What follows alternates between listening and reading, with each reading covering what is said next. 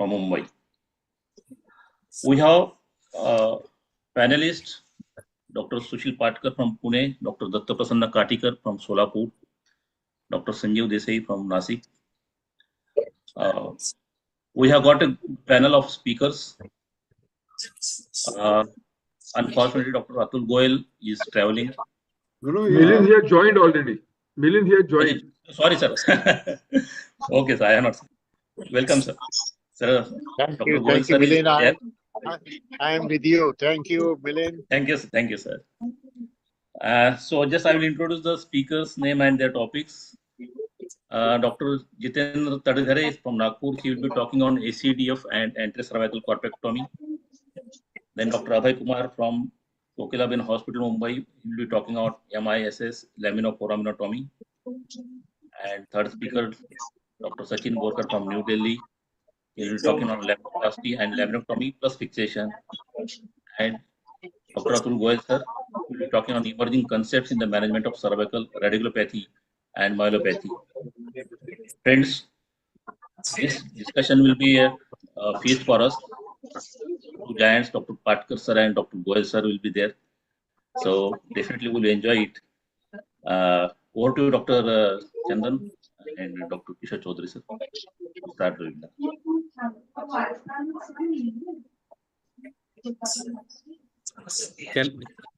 Can we mute all the participants? There's a lot of bad. Thank you. So thank you, Dr. Milind sir. So we'll start with our session. I think Dr. Goyal is traveling, but he has joined. He is kind enough to join us today. So we will start with his talk, and then we will quickly have a question answer session if time permits for him right now, and then we will do the other session. So we are changing the sequence slightly for the convenience of Atul sir. Dr. Goyal, is that okay with you? So will you be able to stick with us for some time, or it won't be possible? Yes, Chandan, I am with you. Why don't you put my recorded lecture? Okay. Can you put my? I will be there, but you just put my recorded lecture, okay? Okay.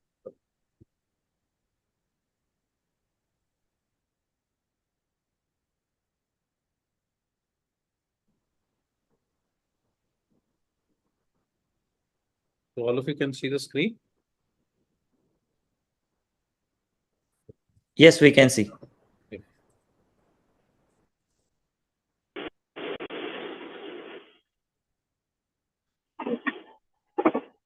Just run it, Chandan, run it. There you go.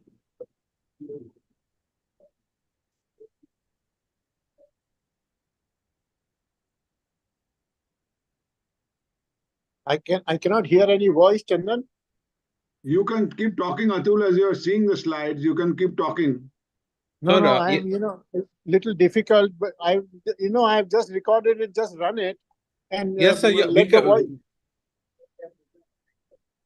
We can hear you, sir. The recording is coming with the voice, sir. We can hear you. Okay. But I'm not hearing here. That is the problem. Chandan, neither we can hear. I think only you can hear. Okay, 1 second. I have 1 second.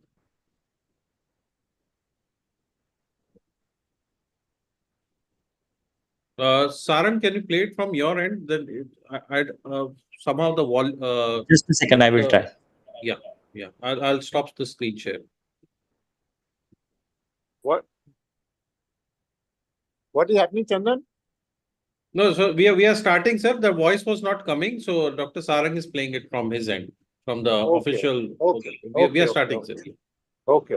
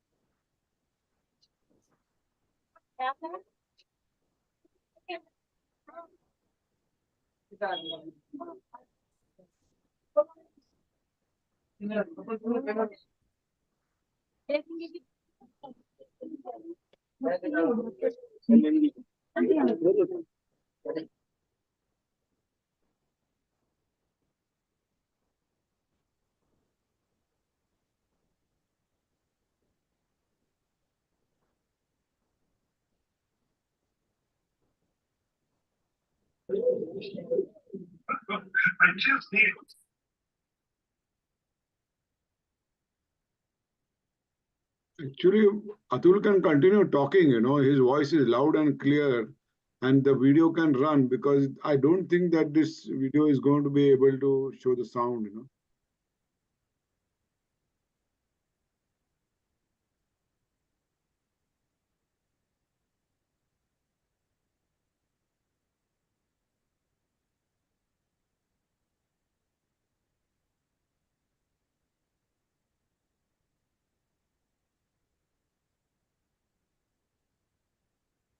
I cannot hear anything. Are you guys hearing anything? So why No, doesn't no. Atul start talking? Atul, why don't you start talking? You know what? I am on the. I am about to board a flight, Patty. Actually, you have heard me so many times. You can give a lecture on the same. But see, I am not wondering why the voice is Like Albert not Einstein, coming. What is the like problem? Albert Einstein, you can say my driver will give the lecture. I will get up and start talking like Atul Goyal, and nobody will come to know. You have heard me so many times. But You know, why Atul, the I had a voice is not coming? I am surprised. Atul, I had a fight in the SBNS for you, in Edinburgh last week. And I wish floored everybody. Sabka hawa nikal diya Yeah. maine SBNS mein. The voice is Right. coming now. The voice is coming now. questions, but take those questions in a positive manner. Yeah, we can Human hear you. body, we stand on two legs. All our muscles which participate in standing human position are focused on the back of our spine. There is hardly any muscle in front of the spine in relationship to the vertebral body or relationship to the disc. Disc is never an issue. Disc is never a problem. Disc is never a problem creator. It is always a divine structure, a spiritual structure, a protective phenomenon. All our muscles are focused on the facets. When these muscles become weak, there is a listhesis or instability at the facets, and this instability is the point of generation of spinal spondylosis. It is not the disc. Disc is not an issue. When these muscles become weak, there is a subtle listhesis at the facets. I label it as vertical facetal instability. This vertical instability is not recognized with conventional imaging. There is a telescoping of the spine. I wish to introduce to you an absolutely brand new concept of central or axial atlantoaxial instability. Is due to chronic atlantoaxial instability for 15 years, 20 years, and this central instability can be the cause of Chiari malformation, syringomelia, basilar invagination, platybasia, bone fusion, short neck, short spine, torticollis, and a number of problems, including spinal degeneration, spinal deformities, and OPLN. So please look at these slides. There is listhesis of C1 over C2. This concept we introduced in 1999, about 24 years ago. When we said this listhesis is the cause of basilar invagination, this listhesis is a manifestation of instability. Stabilization is the treatment, and decompression for such basilar invagination is not necessary. Before that, you must know that all the world was doing transoral decompression, but now transoral decompression is not done. Type 2 instability is when there is retrolisthesis of C1 over C2. There is no atlantodental interval disturbance, but this is unstable, and stabilization is the treatment. Decompression for basilar invagination type B is not the solution. Stabilization is the treatment. Decompression in the presence of unstable spine is a negative treatment. Then we said about type 3. Type 3 is when the facets are in alignment, there is no atlantodental interval, there is no compression but chiari, syrinx, assimilation of atlas, platybasia. All these are secondary manifestations of chronic atlantoaxial instability. Stabilization is the treatment. Decompression is not the answer. So chronic instability is due to weakness, long-standing weakness or injury of the muscles of the nape of neck. It can result in chiari, syringomalia, syringobulbia, C2-3 fusion, clipal file, platybasia, basilar invagination, short head, short neck, bifid, kyphoscoliosis, torticollis. All these things which are mentioned here are due to chronic instability. They are not a problem, they are solution, they are protective, they are reversible. All these entities which are mentioned here are currently considered to be pathological.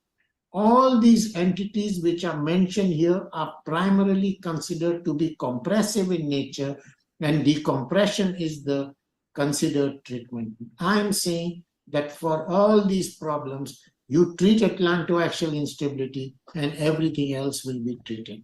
So basilar invagination, syringomalia, chiari malformation are secondary manifestations of atlantoaxial instability, and atlantoaxial fixation is the treatment.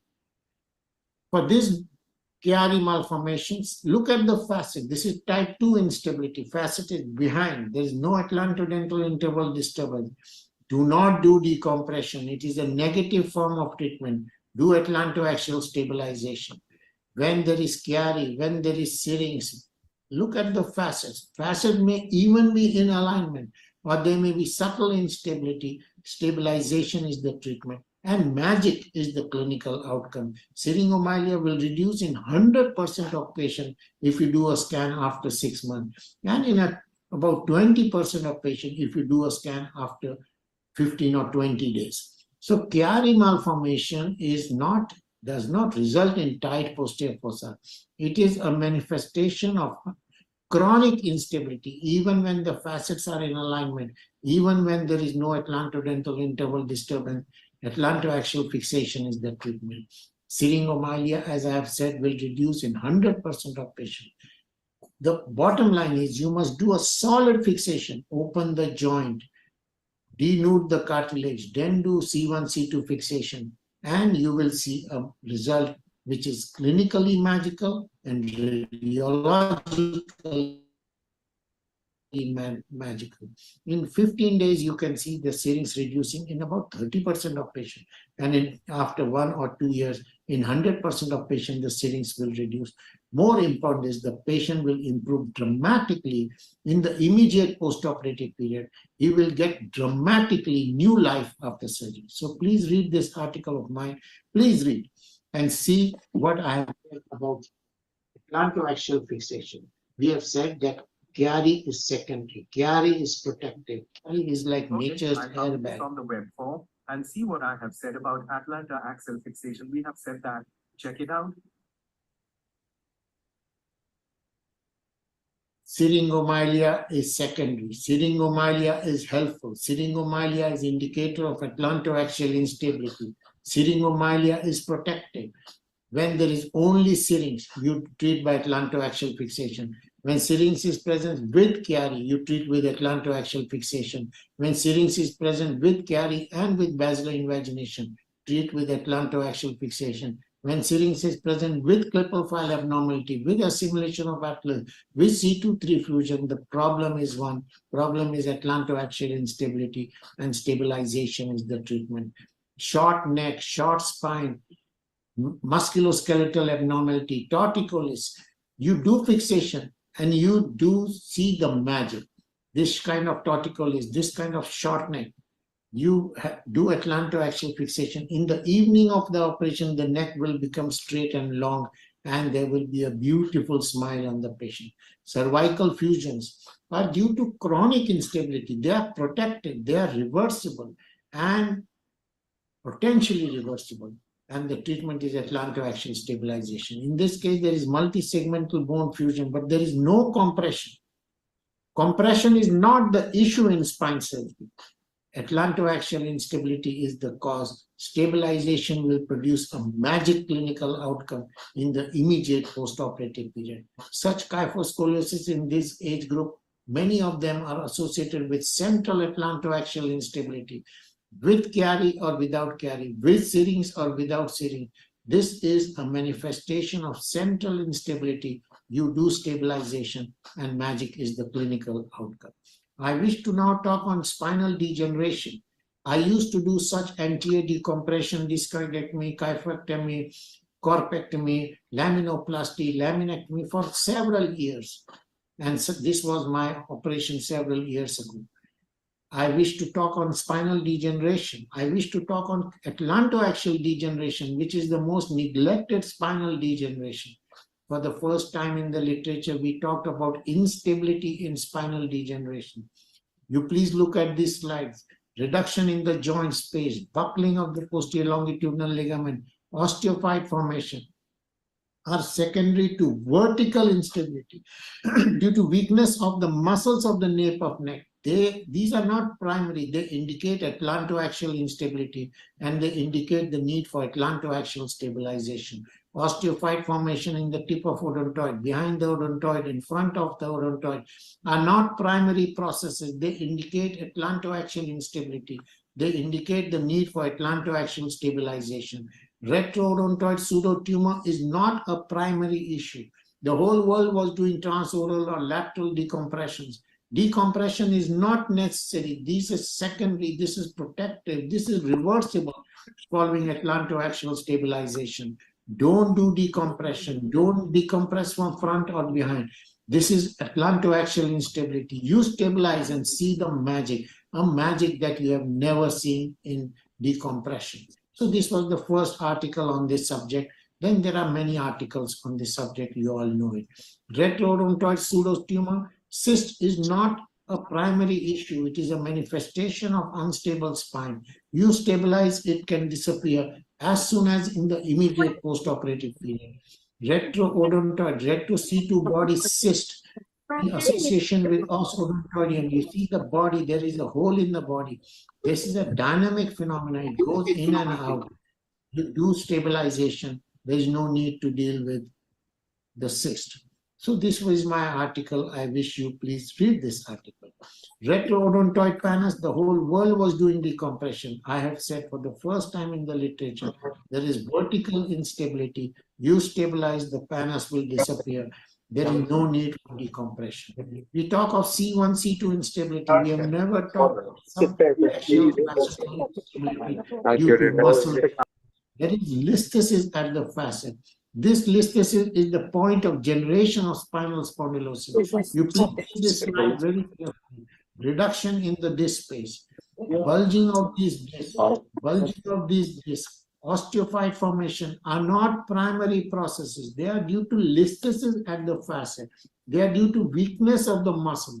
This instability is not recognized on dynamic imaging, but it is unstable. You stabilize, and these secondary manifestations, which are protective, which are reversible, will spontaneously disappear. 15 years ago, we discussed this technique of facetal distraction with spacers. You put the spacers in the facet, this space improves, the bulging ligament returns, ligamentum flavum returns to normal, and there is no decompression. So this was the first article in the literature which said that there is no need for decompression. And we published several articles on this subject and several cases. You see bulging of the disc space, bulging of the ligament, ligamentum flavum buckling, immediate postoperative multisegmental spinal stabilization and distraction can produce a magic. So this was my article on this subject in 2011, and it was a very highly cited article. Same concept we talked about for lumbar canal stenosis. Lumbar canal, these bulges, this is not a stenosed canal. This is multisegmental spinal instability. We introduced these spaces, distraction, and introduced the concept that only stabilization is the treatment, and there is no need for direct decompression. So this was an indirect form of decompression. Decompression has been the treatment for spinal degeneration for several decades. For the first time in the literature, we said that only fixation Even distraction using spacers is not necessary. In 2013, we said this. Now we have produced 3 or 4 years ago my series with 215 cases where we said that muscle weakness related spinal instability is the cause of spinal degeneration and spinal stabilization is the treatment, not decompression. So this is quite a revolutionary kind of article. Multi-segmental spinal compression, multi-segmental osteophytes. I have done no decompression from front or from behind. I have done only stabilization. And after 18 months, you see that all the osteophytes have disappeared. You have got now many cases like this, multi-segmental degeneration. I have done only stabilization. And you see the result after a few months of surgery. More important is the patient will improve dramatically in the immediate post-operative period. You please read my article on this subject. We should look at spinal myelopathy degeneration in a different perspective, in the perspective of instability, in the perspective of stabilization. We should not think of compression as an issue in spinal degeneration. If you ask me one question, which is the most important issue in spinal degeneration, I will say you have to identify which segments need to be stabilized. What are the indicators of spinal instability? There are radiological parameters, there are clinical parameters, there are intraoperative parameters. Here there are 2 segments of compression. I have done 4 segments of stabilization. You see the result. Why 4 level? You please read my article. It is radiological, it is clinical, and it is intraoperative assessment. Multi-segmental spinal degeneration, no decompression, only stabilization. And you see the magic radiology, and you have to see a magic clinical. And that clinical will be immediate post-operative. So what atlantoaxial instability has never been discussed in spinal degeneration. I am saying that when the patient comes with severe symptoms, severe myelopathy, comes on a wheelchair, there is multi-segmental compression, but there is a central atlantoaxial instability. You have to include atlantoaxial fixation in your stabilization construct, not decompression construct. So when a patient comes with severe myelopathy, you have to include atlantoaxial joint, even when there is no defined or atlantoaxial instability on radiology. You stabilize. Now, of course, I don't do such stabilization for C1, C2 fixation. I do an alternative technique. You please read my article. Lumbar canal stenosis. The word stenosis suggests decompression. You see this, analyzing the role of stabilization and futility of decompression. This was published in Neurosurgical Focus. No decompression, only stabilization. Such lumbar canal stenosis, the whole world will do decompression. I am saying you do Camille's technique of fixation, no decompression. And we have treated multiple patients over the last several years. Osteophyte, the whole world of spine is focused on osteophyte. I'm saying don't worry of osteophytes, you stabilize. Don't worry about this compression and you see the magic. And you please read my article on this subject. Multi-segmental osteophytes, the treatment is only stabilization and no decompression. Spinal deformity, spinal kyphosis. Do not worry about the kyphosis. This is secondary to unstable spine. Identify which segment is unstable. Here, atlantoaxial joint is unstable. Here, there is central instability. You include atlantoaxial joint in your stabilization construct. You please read my article on spinal degeneration related kyphosis. Prolapsed is the whole world of spine. Remove the disc. My concept is that prolapse or herniated disc is secondary to segmental spinal instability, or instability is the cause of disc herniation, or disc herniation causes instability. You stabilize. There is no need to remove the disc. You wear a collar, there will be no pain. You little bit move, there will be pain. You wear a belt, there will be no pain. But when there is a movement, so when there is a disc herniation like this, the whole world will do ACDF, simple operation, recognized operation. But of course, you do disc, but I am doing only stabilization without disc resection. And you see the disc will recover, will resolve in about 6 months' time. The patient will improve immediately after surgery. So facetal fixation is the treatment for cervical degeneration. lumbar facetal fixation is the treatment for lumbar disc. There is no need to remove this disc. You stabilize and you see the magic, a magic that you have never seen in disc. Ossification of posterior longitudinal ligament, the whole world treats by decompression, either from front or from behind. I am saying that spondylosis and OPLL are same. They are same cause and same treatment. Only fixation is the ideal treatment for OPLL. And recently, about 4 or 5 years ago, I published this series with only fixation without any form of decompression. So this kind of OPLL, do not do anterior surgery, do not do decompression, do not do laminoplasty, do this simple surgery of facetal fixation, and you see a magic. So atlantoaxial instability is very frequently associated with OPLL. You include atlantoaxial joint in your fixation construct. And as I mentioned now, I've got an alternative method of C1, C2 fixation. By just doing C2, 3 transarticular fixation and removing the muscles of the C2 spinous process. And we have got multiple cases like this where we have done C1, C2 fixation and subaxial stabilization. Can it revolutionize the treatment of cervical myelopathy related to OPLL? My answer is absolute. My answer is absolutely positive. Yes, it can revolutionize. Can decompressive laminectomy for spinal degeneration go into history books? My answer is yes. My answer is yes in both cases of spinal degenerations, single segment, multi-segment, and for OPLL. My concept is clear. Compression is never primary. Compression is never the issue, and decompression is never the treatment. Thank you very much, my dear friends.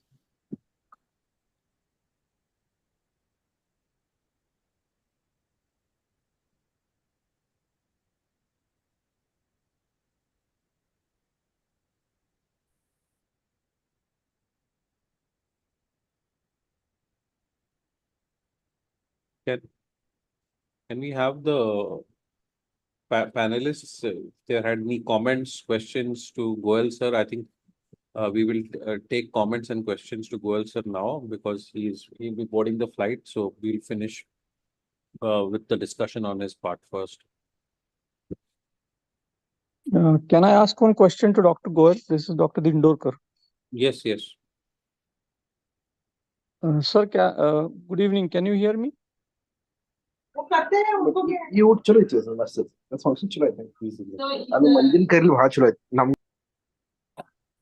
Hello. Yes, I'm able to hear you. Kaustubh, go ahead. Yeah. So I saw this lumbar facetal fixations. There were 2 or 3 screws per facet. Yes. I call So- it double insurance or triple insurance screws. I can put 2 screws, 3 screws at each level. So these that are is what I triple wanted to insurance know. screws. So you like to put as many screws in a facet as possible, 2 or 3 screws? Yes, 2. In lumbar, I always put 2 at least, or some very not often, but sometimes 3. In cervical, I also. put in cervical I put 1 only. Very rarely I put more than 1. Okay. Because it is such a big facet, you can easily put 2 screws. Or in the lumbar, in lumbar it is so safe. What is the Go length ahead. usually that you use? 18 millimeters, or what is the length you usually? In cervical spine, Lumbar. I use 12 to in cervical 12 to 14, in lumbar 16 to 18.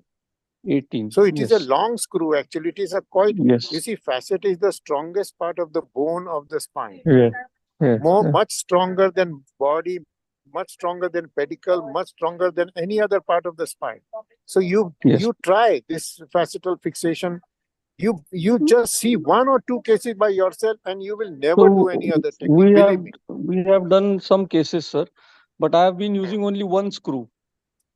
I have been using usually 16 to 18 mm screw, usually directed towards the transverse process. Usually 1 screw, more oblique trajectory than what you are using probably. But you can use 2 screws. I call it double insurance screws. I will try that also. Thank you, sir. Yeah. Okay, Kaustubh. Okay.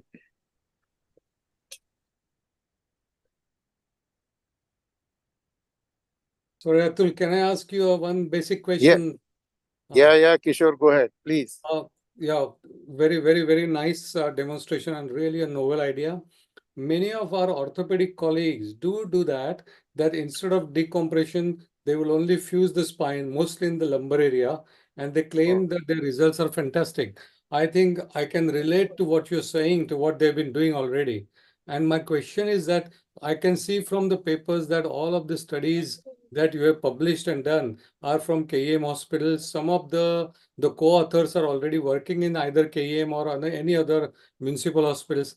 I wonder, after your extensive experience and convincing papers for so many years, over last 15, 20 years, I wonder that is this a routine practice at KEM and other municipal hospitals where all your decibels are following it, where they see decompressive myelopathy or lumbar canal stenosis, they will not decompress it, they will only fix it and wait for the results. Is that the routine practice in municipal hospitals now? No, I can only tell you that this kind of concept is no longer isolated by me. Now, there are at least 15 of my own fellows in various parts of the world, at least 15. And I have done demonstration surgery in at least 3 or 4 countries, like I did recently in Brazil, one live demonstration of multi-level fixation in the manner which I have shown. So, and there are at least 4 groups in Bangladesh who are constantly doing at least 200 patients have been done in Bangladesh with this kind of concept. So it is no longer an isolated person doing and nobody else is. Now, what you are saying in England, if they are doing, obviously they have read these papers and they are following these concepts and maybe, but whatever said and done, this is the future and this is definite and this is final, in my view. Whether I am also doing live surgeries in India on several occasions. And in August, I am doing one live surgery for many people in the world are coming to join. I wish many of you can come and join my live surgical workshop in August. And I will definitely, of course, I will give information to the MCNS groups very soon about what is going to happen and what is not going to happen. I agree, but that wasn't my question. My question is that in your own department, KM Hospital and other municipal hospitals in Mumbai, is what you are suggesting is routinely followed up as a standard procedure for myelopathies and decompression? No, I don't think. You know what? To accept a novel idea, you have to undergo rigorous competition and rigorous ego hassles and various kinds of things. Now that I have left KM Hospital more than 2 years ago. I was head of department for 25 years. I did this operation in KM for 15 years continuously, and all the operations which I did was with these techniques. Whether KM is following, whether SIGN is following, other municipal hospitals are following, I'm not exactly sure, but what I have told you that there are at least 25 groups doing this operation in the world. Thanks at least. Thank you. Appreciate Sir, may I ask you a question, Dr. Karthik? Yeah, go ahead. Yeah, please. After looking at your technique, it is very easy and the stabilization in the cervical spine is great. So we have started doing that. But we have, all these days, we have been told that there is a compression, there is a myelopathy, there is weakness. So we have started doing that. We do the stabilization, and in addition to that, we are doing the decompression. So our outcome. My suggestion is don't do decompression. And if your patient does not improve, you can come on the 3rd day and do decompression. But I am saying your patient will certainly improve, and you will not. I have never done decompression in lumbar canal stenosis for last 15 years. And I have done so many patients. So you see, when you see the MRI of lumbar spine, in lumbar canal stenosis, there is compression at multiple levels. You see compression. But my concept is clear that compression is not the issue. It is unstable spine. You identify. Now, if you ask me one question, which is the most critical point in degenerative spine, is to identify which segments are unstable, and those segments. In cervical spine, you will see osteophytes at 2 levels, but the fixation may be needed at 4 levels. So that is the issue. You know, Dr. Katikar, what I'm saying? No, sir. It is No, a sir. different. If No, sir. I got your point. Yeah, I got it. Sir, the other thing is that when the whole world is talking about global balance, whenever we stabilize the cervical spine in that way, we always see there is reduction of lordosis. Now listen So to how do another you thing, help that? Dr. Katikar, I will say another beautiful thing for you. You Yes. know, I have got one more article which you must read. Yes. Patients coming with lumbar canal stenosis and cervical canal stenosis. Okay, we do tandem decompression, multi-segmental in one stage. This is what I have heard you also talking. Yes, sir. But now you in these cases you do cervical fixation. You may not need lumbar fixation. And I have I have given up my article is there. You read this article where I am saying that lumbar canal stenosis may be a manifestation of cervical canal instability. So these are issues we should think about. I am not saying suddenly you say yes, I am impressed by your thinking. On the other hand, we are in the MCNS group. Why? And no city in Mumbai or Maharashtra is remote. You see, you can easily come to Mumbai and spend some days with me if anybody has confusion. There should be no confusion. This is a brand new concept. This is a different concept, but this is a complete revolution in spine surgery. I only suggest you please think about it. I am not saying you immediately. No, sir, I agree. But the lordosis is always seen to be decreasing after the stabilization that you advocate. Yes. You So see, even you do C1, C2 fixation in carry, the scoliosis will reduce. The scoliosis is there to some extent in all patients of carry.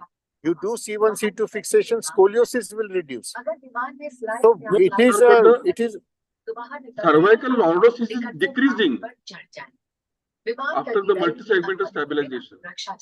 That is, you know, you do a fixation. Global, No. I don't think. You see, you do any kind of fixation, you do 3-level fixation from front, 4-level fixation from front. There will be loss of lordosis in every patient where multi-segmental fixation is done. That is always there. But it does not affect. Maybe, you know, my follow-up may be needed more than 20 years or so. Let us see how the things progress from this point. Thank you, sir.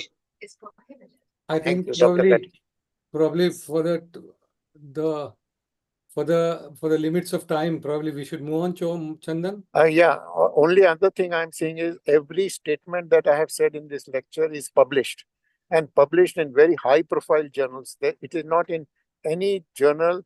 There are more than 200 publications on this subject in various journals. I wish that we please read it.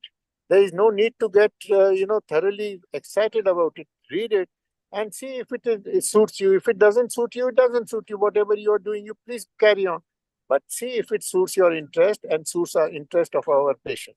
Now, if you say about KI, I will do decompression, I will say you are absolutely nonsense, mad person if you are doing decompression, because my experience is more than 600 patients, dramatic results. And if you say I want to do decompression, I will say go to hell, whatever you want to do, you do.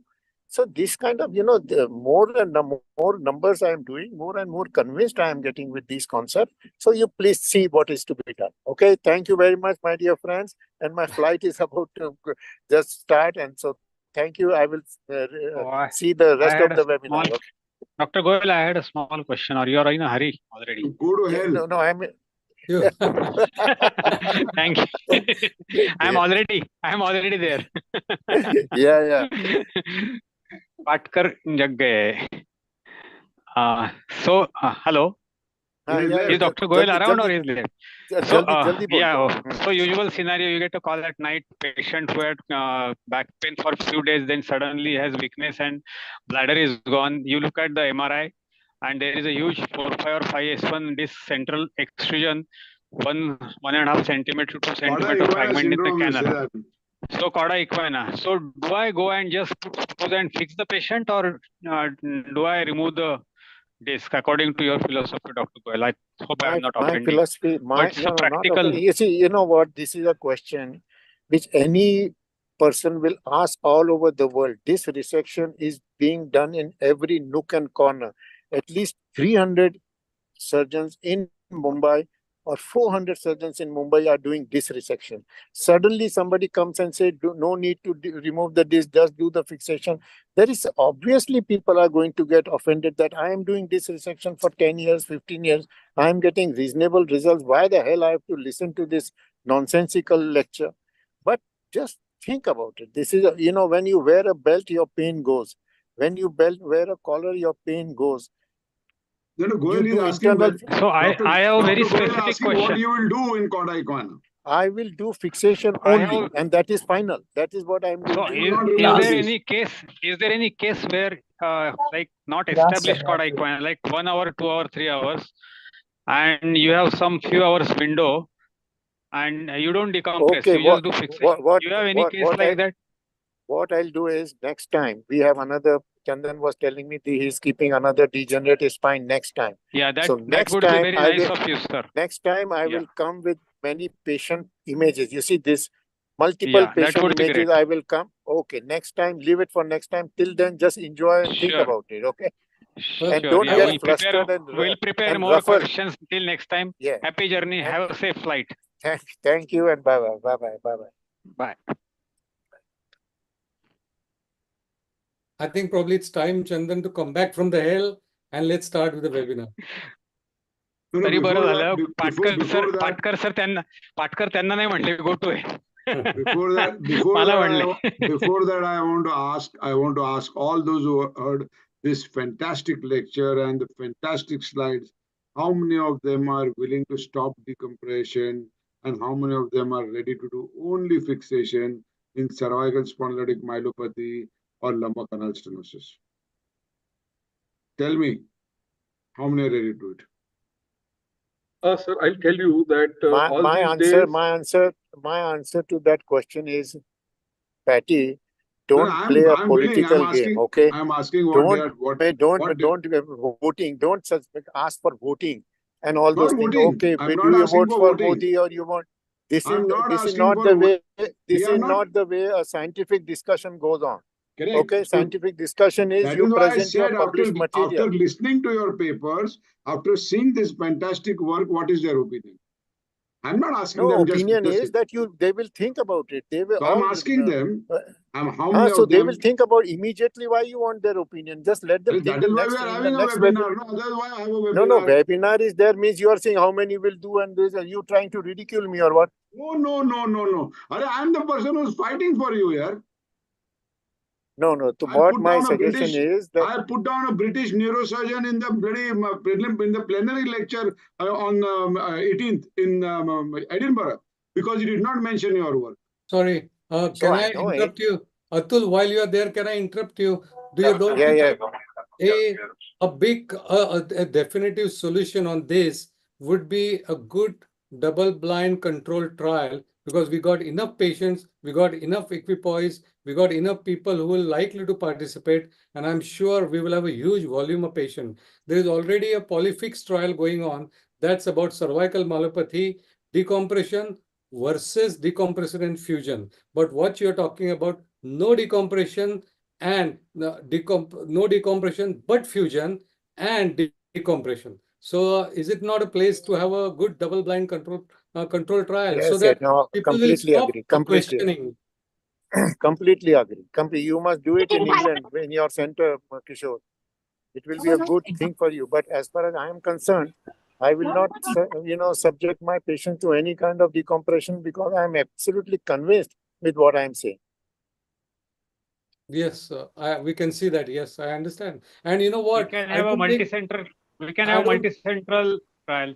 Yeah, I don't think, Atul, anyone is opposed to the idea of the concept, what you're saying.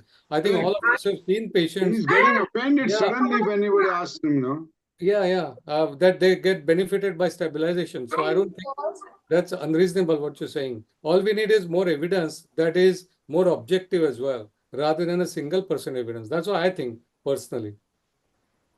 Okay. Let's go on, Chandan. Let's go on to the next lecture now. Okay. So I think we'll call in our next speaker. There's a young surgeon from Nagpur, Dr. Jitendra Tadghare. He will be presenting on anterior cervical discectomy and corpectomy, how I do it. Over to you, Jitendra. So can I share? Stop doing this. Hello, am I audible to you, sir? Yes, sure. So I want to share my screen. Can you Go share down. now? Go at the bottom. This thing is- It is written that host disabled participant screen sharing. Now you can do. Yes, sir.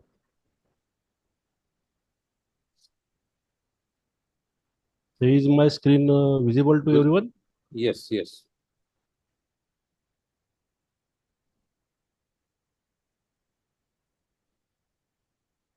Is it visible, sir? Yeah, yeah.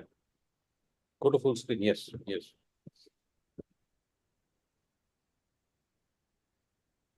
Okay. So I would like to start my talk, and the topic given to me in the degenerative cervical spine was how I do it ACDF and anti-cervical corpectomy. So first introduction, am I audible? Am I audible, sir? Yeah. First introduced in the 1950s, ACDF is now widely used to treat cervical spondylolytic radiculopathy and myelopathy with long-term clinical success. ACDF enables removal of compressive lesions of spinal cord, such as osteophytes, intervertebral disc, and OPLL. The use of instrumentation using titanium implants has led to further increase in patient rates. Jitendra, directly go to your case and how I do it. Don't we, because our session is focused purely on the operative part. So just go So directly. 42-year male patient, neck pain, numbness, weakness, difficulty in walking, stiffness. So examination power was for the final limb, sensation decrease, reduced biceps triceps, but exaggerated knee jerks, plantar dorsiflexion. So X-ray of the cervical spine shows straightening of the spine with osteophytes and some reduced pressure C5, C6, and C6, C7 levels. So on T2 MRI, we can see C5 and C6 prolapse disc compressing thecal sacs from anterior, and also C5, C6, C7 level PIVD compressing the thecal sacs from anterior. So we can see at the C5, C6 level, there is a left side disc protrusion, and at the C6, C7 level, it is central and compressing bilateral neuroforamina. So this is in this view, we can see C5, C6 left side and C6, C7 central disc. So we planned patient for surgery and did a 2-level anterior discectomy, cervical discectomy with fusion, with osteophytectomy of C5, C6, and C6, C7 level using titanium standalone cage with bone pieces under general anesthesia. So this is the position. We keep patient supine with the head extended on the bolster below the shoulders and on the head ring, and we mark the medial border of the sternocleidomastoid and midline, and localize the level on C-arm. So after localization, we localize the C6 body.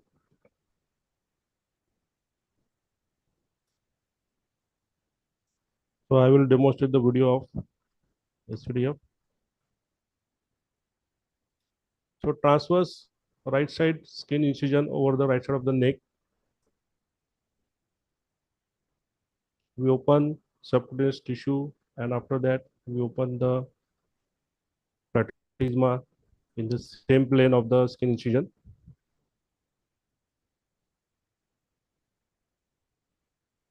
After opening platysma,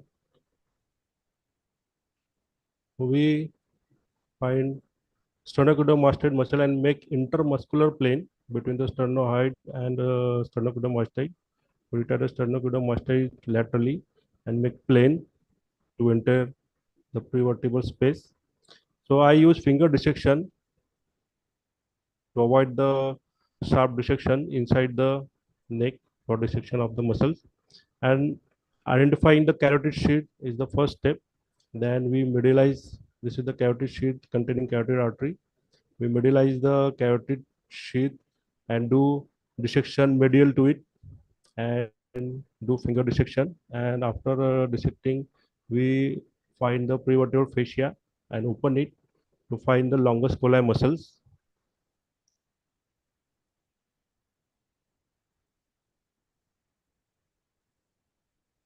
So we found the disc space and longest colli muscles on both sides.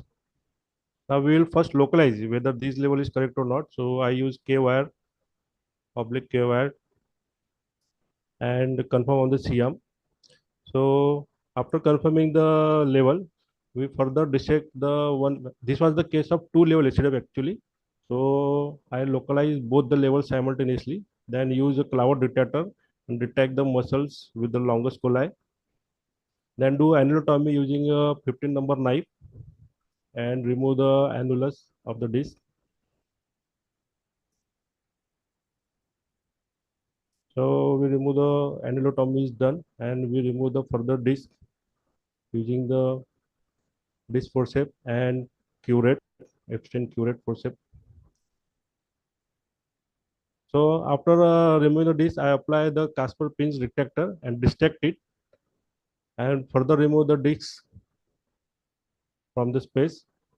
And now I will do the osteophytectomy, cranial and caudal.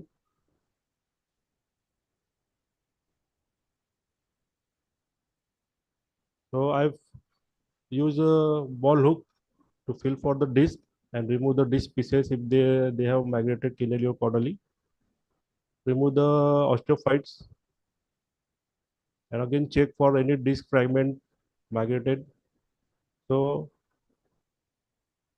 we have removed the disc and also the posterior ligament, and we can see the thecal sac.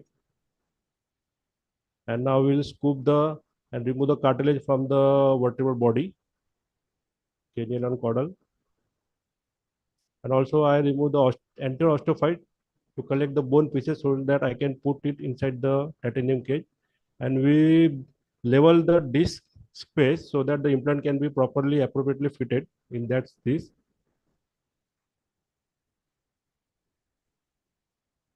Now I will use the cage size and we'll check whether it is properly fitting or not, and we'll keep the bone pieces inside the cage. And now I will keep it inside the disc space and we'll fix with the screws cranially and caudally. So this was the case of two level STDFs. So properly fitting implant.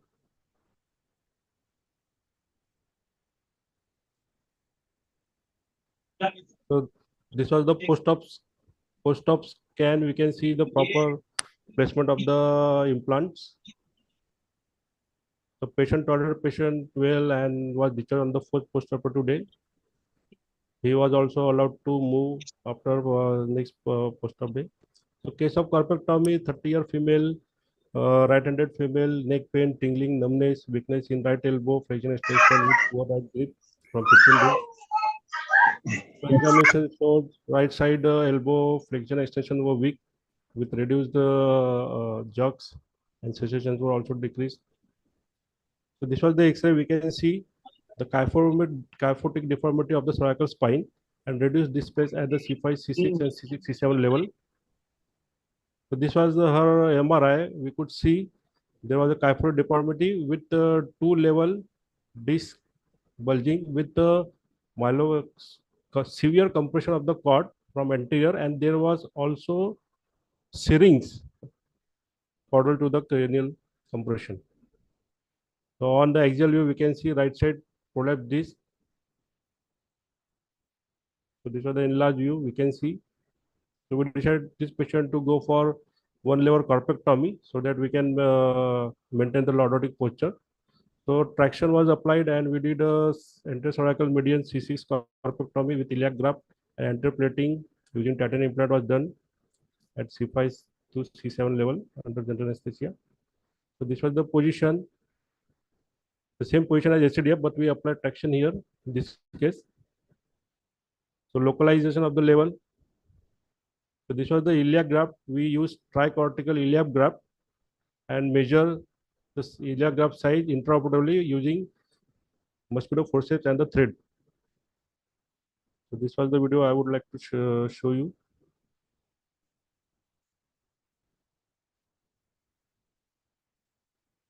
So the same shapes are similar as of the STDF for the cervical neck dissection. We localize the level, one level above and below the body that we have planned to remove. Now we will do the anatomy and remove the disc. Now another level will remove the anatomy and disc. Now we are prepared to remove the body.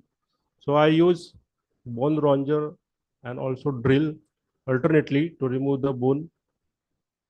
So this is the lateral margin. I have decided that I will remove the lateral extent of the removal of the bone part.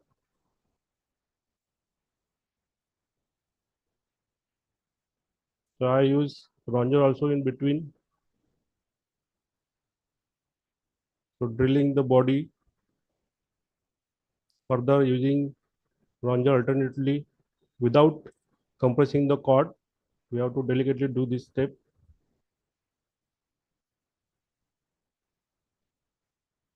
Now we'll remove the disc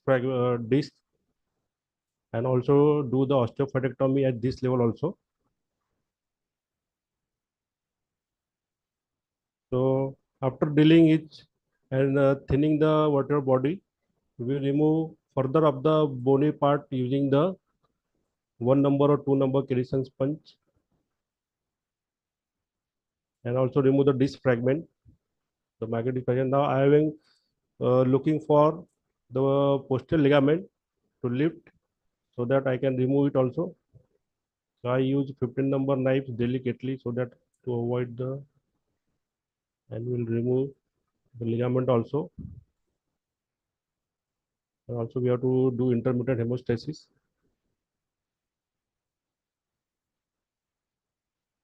So we have to remove. Now we can see the cord is pulsatile, and we will remove the cartilage from the bone so that it will augment the fusion of the iliac graft. Applying bone wax on the lateral aspect of the body, and this is the measurement that I am taking for the graft size. We'll keep a single surgical, and this is the graft that I have decided will put and measured it as per its size. So we have kept the graft and it is firmly fitting between the two vertebral bodies. So this is the iliac graft that we have put, and we can check whether it is properly fit or not, and we'll apply the anterior plate. And also I put one screw in between to keep the graft in position, and after removing the we have to check for any bleeding or not inside the, and we'll close it.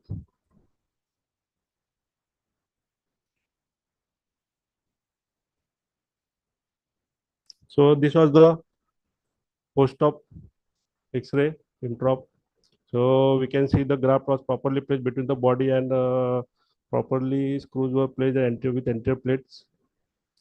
So this was the post-op X-ray. We can compare the pre-op and post-op. The patient was started the posture well and was discharged on the 5th post-op day. The patient was also mobilized well. Thank you, sir.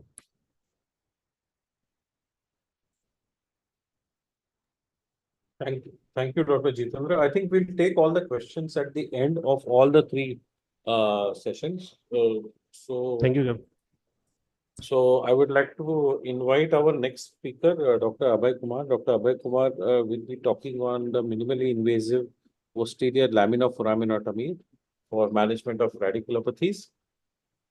And Dr. Abhay Kumar is working currently in Kokilaben Hospital. He's a well-known person for our MCNS group, so needs no introduction.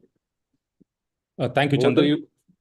Thank you, Chandan. You can hear me? You can see my yes. Chandan. Yeah. First of all, thank you, Chandan, for inviting me. You wanted me to speak on basically a video on the posterior cervical, minimally invasive posterior cervical foraminotomy.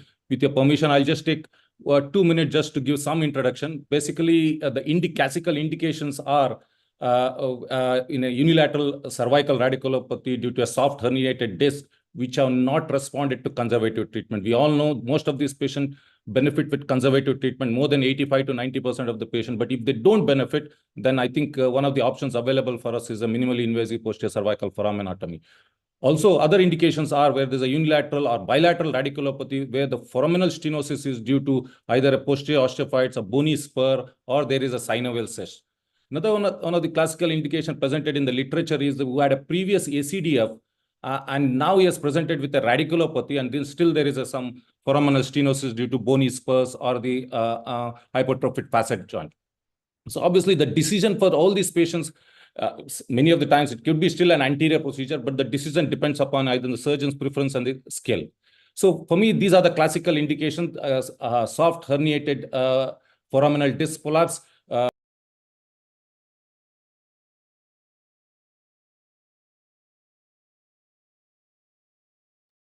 Dr. Abhay, you are on mute now. Please unmute yourself. Yeah, just a second. I stopped. No, I'm not unmuted. Can you hear me? Now we can hear you. You had muted yourself. So okay, sorry. Yeah. Now we can hear you. Yeah. So classical indication is the soft herniated disc, which has not responded, foraminal stenosis like this due to bony spurs and hypertrophic facet joint, where you can see on the lateral part, there is a foraminal stenosis here. These are the classical indications. Again, soft herniated disc, which is in the paramedian or foraminal disc area. Initially, it was started in 1944. Sperling and Scoville was the one who invented this open posterior cervical foraminotomy, where they used to strip off the muscles from the spine and the lamina. And obviously, that could cause significant injury to the muscles, and post-operative neck pain was to be severe. The invent of the minimally invasive procedure using either a tubular retractor or an endoscopic, this has become more and more popular now. What are the advantages? Are basically motor preservation. We can avoid the side effects of the anterior approaches. Easier to do in a C3 or C4 or a C7, T1 level in a short neck patients where the anterior approaches are difficult. Obviously, it's a cost-effective. Disadvantages are positional. We know that positioning of these patients is very, very important. If you don't position properly, the venous ooze is very significant, and many a times we have to abandon the procedure as well. Now, if there is a median, paramedian, and their bilateral pathologies cannot be addressed by this, epidural oozing can be troublesome in these cases. Contraindications are, as I said earlier, median and paramedian pathology you cannot address. If there is some amount of instability at that level, yes, you cannot add to that instability by removing the facet in these patients. Anomalous vertebral artery, obviously ossification of the posterior longitudinal ligament, no. Relative contraindication are recurrent disc and if there's a bilateral pathology. In brief about the surgical anatomy, so basically the foramen, posterior cervical foramen is between the two pedicles. As you know, inferior portion of the superior lateral mass and the superior portion of the inferior lateral mass creates these articular facets. And the superior articular process makes up the posterior wall of the foramen. This is very important for us to know, because this is the part of the bone which we have to drill more to get to do a correct proper foraminotomy. The anterior, the foramen is bounded superiorly and inferiorly by the pedicle. Anterior boundary is by the disc and the lateral uncinate process. And as I mentioned earlier, the superior articular process makes up the posterior wall of the foramen. I'll skip up this side. So we'll start off. The positioning is very, very important. The classical Concord position here, we see the head end should be quite high. And most importantly, the plane of the operative plane should be exactly parallel to us, and it should be perpendicular to the line drawn here. So if you position this properly, the venous ooze would be less, and you'll be able to open up the laminal space very well, and you'll be able to do the procedure well. This is the area of our interest. This is where we need to do the part of the lamina, and the foramen has to be taken. The common question asked is how much of the facet can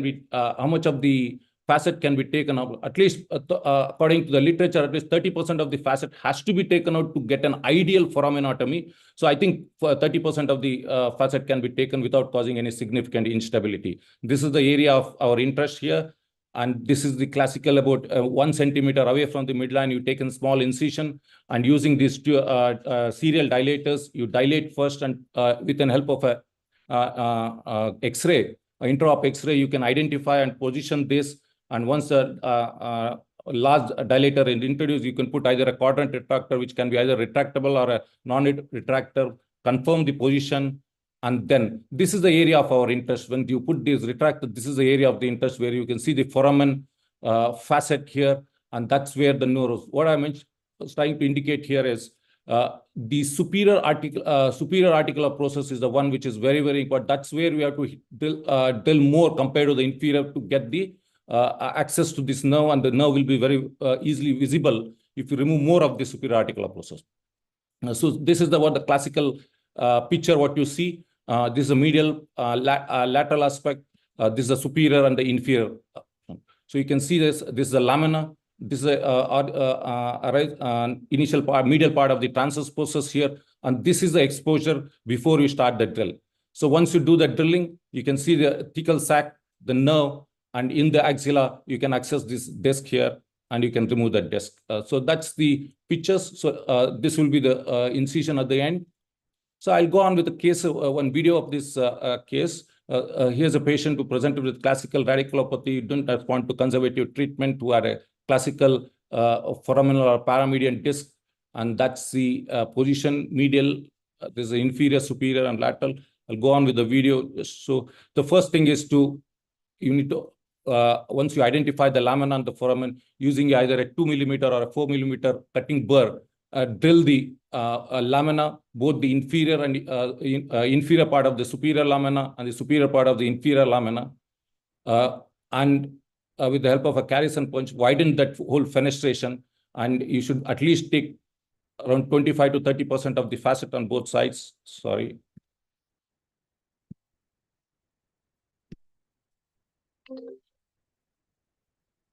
So once you identify the ligaments and you remove the ligament, this is what the picture you'll see. You'll see the thecal sac here. This is the nerve, and you already done the foraminotomy. Don't go for the disc until you do the good foraminotomy, because once you remove the disc here, it will definitely start oozing out, and there'll be a lot of venous ooze, and then you'll not be able to do the foraminotomy completely. So first, identify the nerve, do the foraminotomy first, and then go for the disc.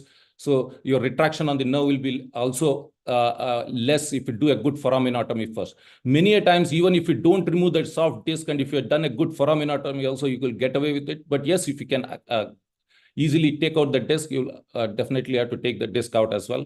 So that's where in the axilla, you can see without any much retraction, you can scoop out the disc with the help of a nerve root retractor, and then the last part of the disc can be taken out. So as a very important point is you do the wide foraminotomy first and then go for the disc. That's what and that's the end of the procedure with the help of a tubular retractor to take the disc out. I'll just go to another video. Just to, this is another patient who presented with the right-sided C6-7 radiculopathy. Again, didn't respond to conservative treatment. I felt because it's a lateral disc, foraminal paramedian foraminal disc, I offered the posterior cervical foraminotomy. Again, the positioning of the tubular retractor is same. Once you identify that, then using a drill both the upper part of the inferior lamina, that's the lateral part of it, and then drill it out till you see the ligament. And once you see the ligament, then using a Carrison punch, widen the fenestration well. Once you see the lateral part of the thecal sac and the nerve root well,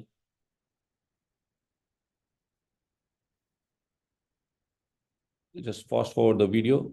So once you take this disc out, then you'll be able to identify the, once you do a good foraminot, you'll be able to identify the disc, and you can take the disc out. So these are the things we can see. You can see all these discs we are taken from the disc can be taken out from the axilla or can be shoulder as well. So I decide based upon where exactly the disc is. Here you can see I've taken it from the shoulder of the nerve root. As I was mentioning earlier, once the disc is removed, there's a lot of oozing there, so better do the. So this is a patient who had a big disc, and after the removal of this is a post-operative scan, which shows the disc has been removed. This is the axial view. Again, you can see the disc is removed. Patient is completely off pain. There are a couple of other videos. I will just fast forward this one more video.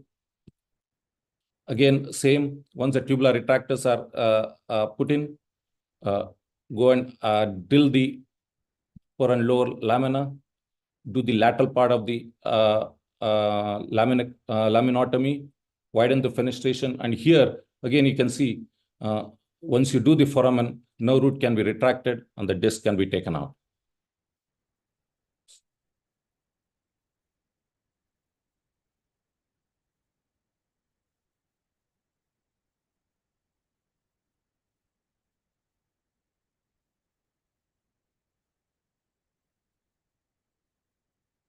Yeah. So these are the posterior. This is a patient who had a 2-level posterior foraminotomy. This is what the CT scan in this patient looked like. You can see there's adequate foraminotomy. The lateral part of the lamina is removed. Plus, there's at least a 20 to 30% of the facet has been taken out. This is an ideal foraminotomy. Compared to this, if you can see here, the foramen is, we are not taken a good amount of facet here. If you don't take the good amount of facet here, at least minimum 30%, it would be an incomplete foraminotomy and patient might not get benefit if this is done for a foraminal stenosis due to bony spurs or a facetal hypertrophy. If it is for a disc, it's fine. So this can be done at multiple levels as well. There are people who are doing this for bilateral simultaneous foraminotomy and tandem keyhole foraminotomy. If there are 2 or 3 levels of foraminal stenosis, this is one of my cases who had done 2-level foraminotomy done for patient with foraminal stenosis due to bony spurs or the facetal hypertrophy. Yeah. Is the literature supporting this? Yes, there are a lot of literatures available comparing anterior cervical discectomy with fusion for a single level unilateral radiculectomy. The results are better with the posterior cervical foraminotomy compared to an ACDF in patients with a unilateral radiculopathy. How much, again, there's a study being done, how much of the facet can be removed without any significant instability is around 25 to 30% can be taken out. That's what this paper says. Again, there's a meta-analysis to find out whether it's open versus minimally invasive cervical foraminotomy. There is no significant differences in the outcome, but obviously the post-operative pain, the amount of damage you cause to the muscle is significantly less in a case of minimally invasive posterior cervical foramen. Thank you very much. Thank you, Dr. Abhay, for finishing on time. I would now like to request our last speaker, Dr. Sachin Borkar, who is Additional Professor of Neurosurgery from AIIMS, New Delhi. He'll be talking on posterior cervical laminoplasty and posterior cervical laminectomy and instrumentation. Thank you. Over to you, Dr. Sachin. Yeah, thank you, Chandan and the MCNS team for this opportunity. I hope my slides are visible. Yes, yes. Okay.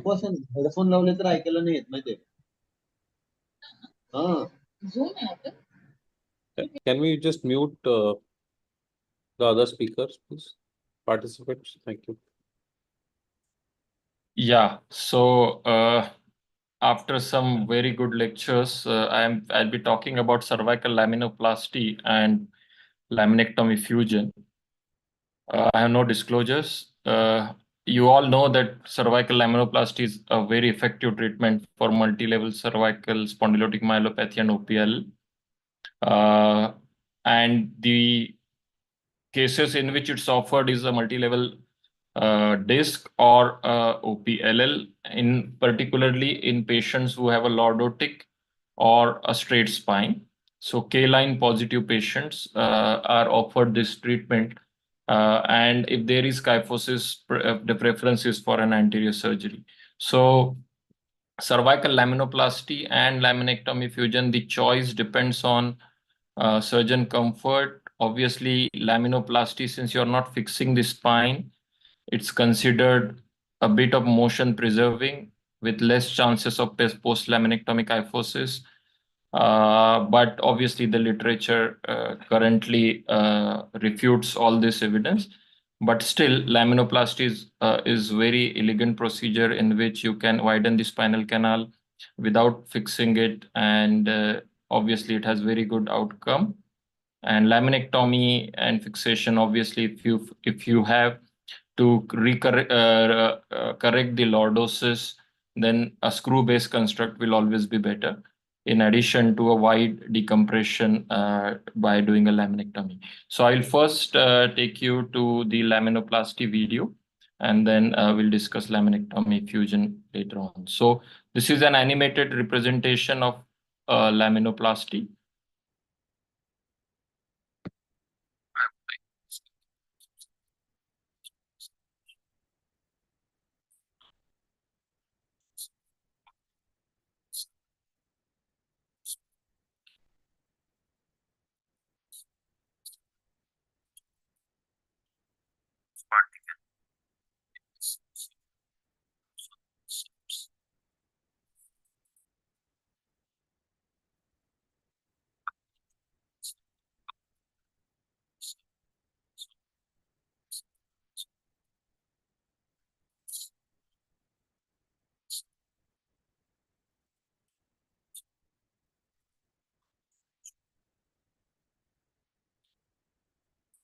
Spinous process.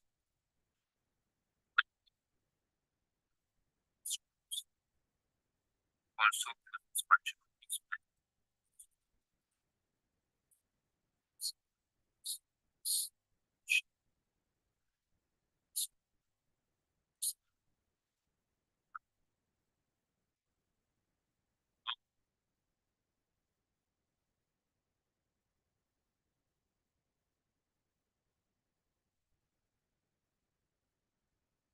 So then we discussed this original video of the patient. This is a 60-year-old patient with multi-level CSN, and we offered him a cervical laminoplasty.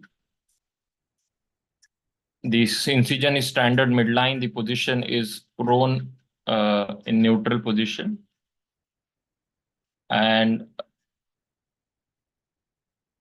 we are doing a subperiosteal dissection.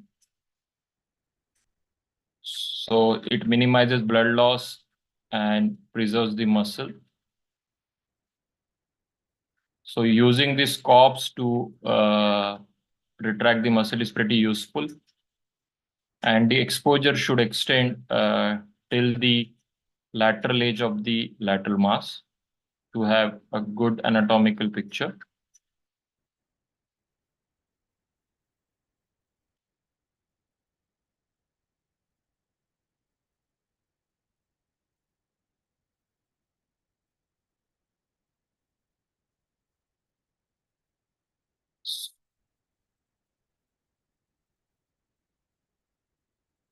The next step is to reposition this retractor once you have done the subperiosteal work.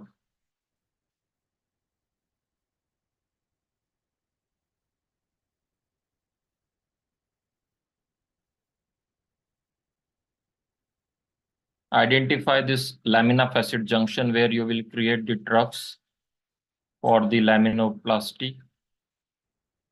The same applies to laminectomy as well. The lamina facet junction is where you will do a laminectomy. Once you mark this with a monopolar, then either you can use a drill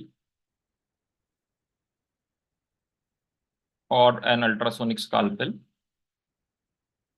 So we'll come to both of these in some next. This is the ultrasonic scalpel. The advantage is obviously it causes very less bone loss if you are doing a multi-level decompression, and also causes less blood loss. And we fashion this mini plates beforehand in a S-shaped manner. So around a 4-hole mini plate usually is sufficient to have a good expansion of the spinal canal. So this is pretty important how to fashion it.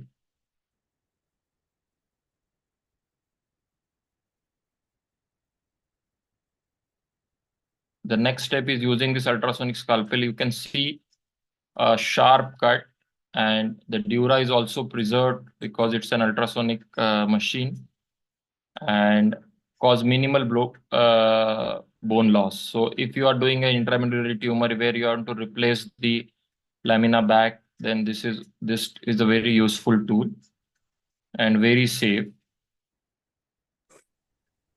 As you can see, this is we are doing a full thickness cut on this side.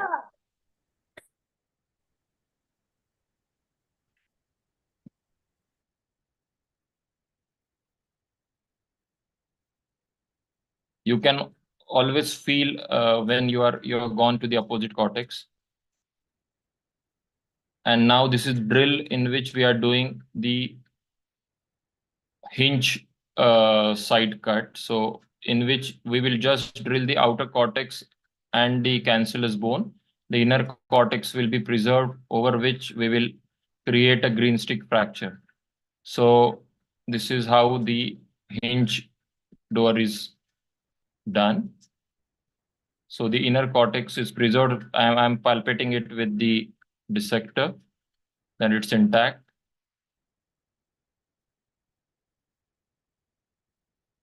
And you can see now that we are opening this on the opposite side, and the flavum is usually there. So you have to use the thinnest dissector to make way, because at times the cord is quite compromised. So you have to use the thinnest dissector and the thinnest upcut to remove this flavum, so that the lamina is hinged to the opposite side. So this is the 1 mm upcut.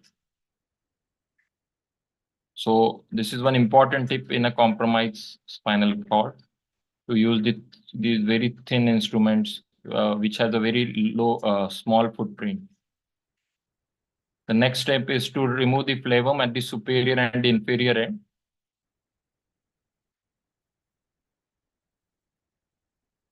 So that there is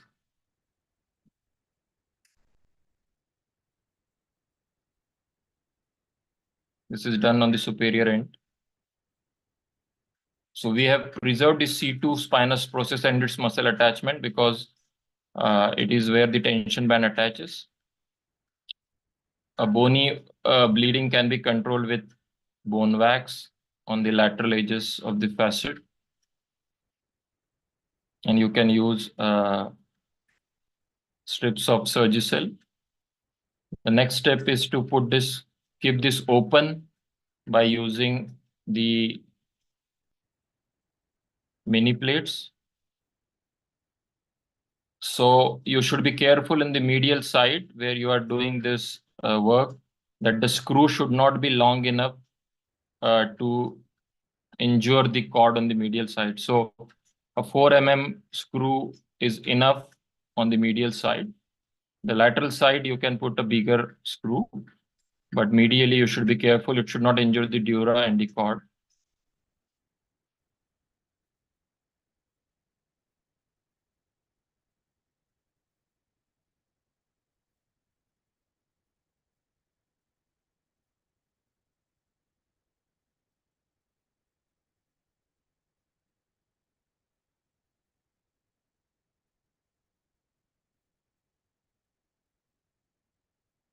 And you should always check the hinge side that it is not causing the cord compression by this lamina, and so that it has not broken and gone inside. You then close it in layers, as is done in the standard way.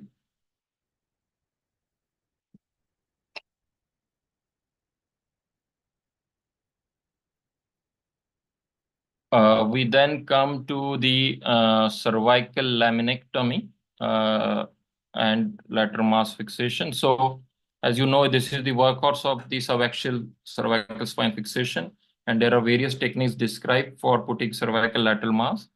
But the most common and reproducible technique which one should master is this modified Magel technique, in which you divide the lateral mass into 4 parts, and 1 millimeter below and medial to the center of the lateral mass, you insert the screw in a 25-degree lateral and 25-degree cranial angulation that will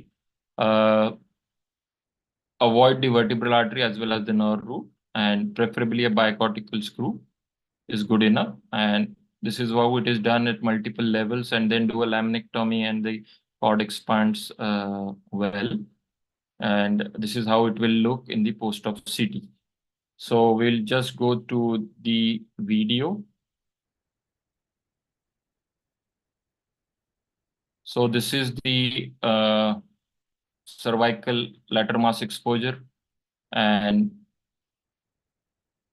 we have exposed it completely and entering from the 1 millimeter below and medial to the center of the lateral mass.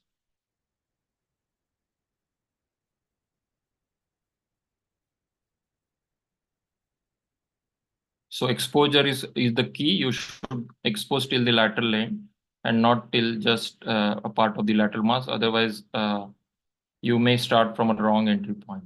The next step is to use a hand drill or a motorized gun also as well. Some people use it, but I usually prefer a hand drill, which is more controlled, and around 12 to 14 screw in adults, it can accommodate even up to 16. And when you are doing this, you have to stabilize the spinous process because obviously in multi-level spondylotic myelopathy, any movement on the cervical spine can translate to neurological deficit. So have a counter traction with Alice forceps. Then you palpate the all the cortices, and ventrally it can be bicortical. The next step is you can tap it if you are using an local implant. If it's a self-tapping, self-drilling screw, you may not do this step. You can skip this. So always use a counter traction so that there is a lot of movement in the cervical spine when you are doing this work. The screw has to be initially put straight ahead. Once it engages one or two threads, then you should lateralize in the intended direction. You can use C-arm for this, but with experience, you can do it without C-arm as well. So once you put all the levels, it's better to put the screws first rather than to do a laminectomy first, because with an exposed cord, using a lot of instruments can be dangerous. Once you have put the screws, then you put a lordotic rod to recreate some amount of cervical lordosis, and then use the INI to tighten them. You can also use some segmental compression between the screws to recreate the lordosis.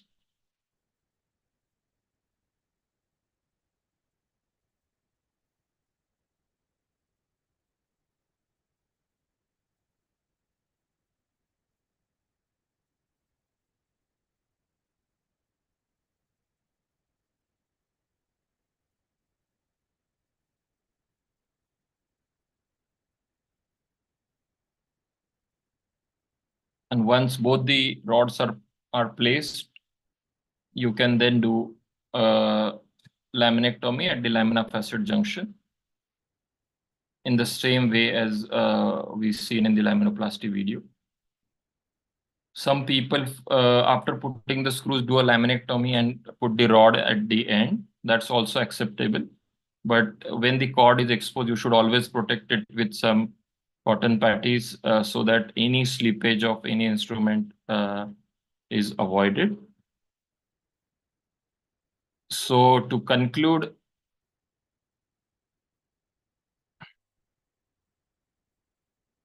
laminoplasty and laminectomy fusion are very effective procedure for multi-level cervical spondylotic myelopathy and OPLL. And lateral mass screw is the workhorse of subaxial spine fixation, and every neurosurgeon, spine surgeon should be conversant with the technique. And if mastered correctly, they are relatively safe procedures without much complication like vertebral artery injury or nerve injury. So, and obviously, you have to prevent screw breakout by using proper technique. Even if one of the screw break, you can always skip that level and go to the other one. But by and large, they are very safe. Thank you very much for your kind attention.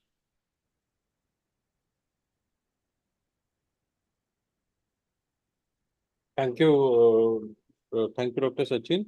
I'll now throw open discussion with our panelists and all the audience questions. So audience, if they have any questions, you can either do a raise hand on the screen, or you can type your question in the chat box. So over to the panelists. So we can start with the first speaker, that is Dr. Jitendra, and then go to the next speakers in a sequential manner. So questions for Dr. Congratulations for a great demonstration. The only thing I wanted to ask you was that as you use the plate, whenever you see the correction of lordosis Yes, sir. on table, that is, you are Yes, already given the extension position.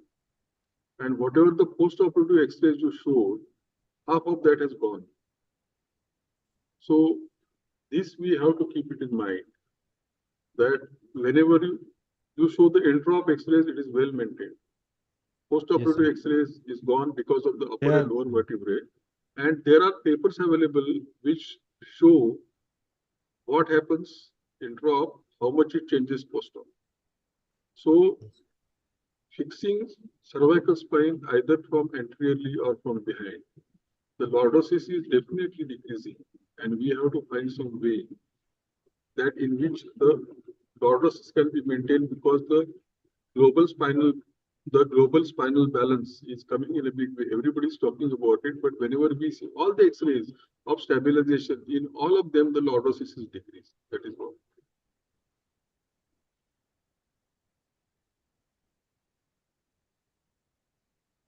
Dr. Jitendra, I have a question for you. Yes, sir. In both your cases, you should have done a CT scan. I feel a CT scan is mandatory when you're operating on cervical spine for various reasons. Number one, you can be sometimes surprised by the disc, which looks soft, and there can be an osteophyte. So you know what you're doing. And second, you get an idea of the bone quality, where you're going to put the screws, what is the quality of the bone, and how much, what will be the length of your screw. All that should be calculated on the preoperative CT scan. So I feel a CT scan is mandatory for anybody who ventures into cervical spinal surgery, and especially when he's contemplating fixation. I don't know what is the opinion of other panelists on the issue.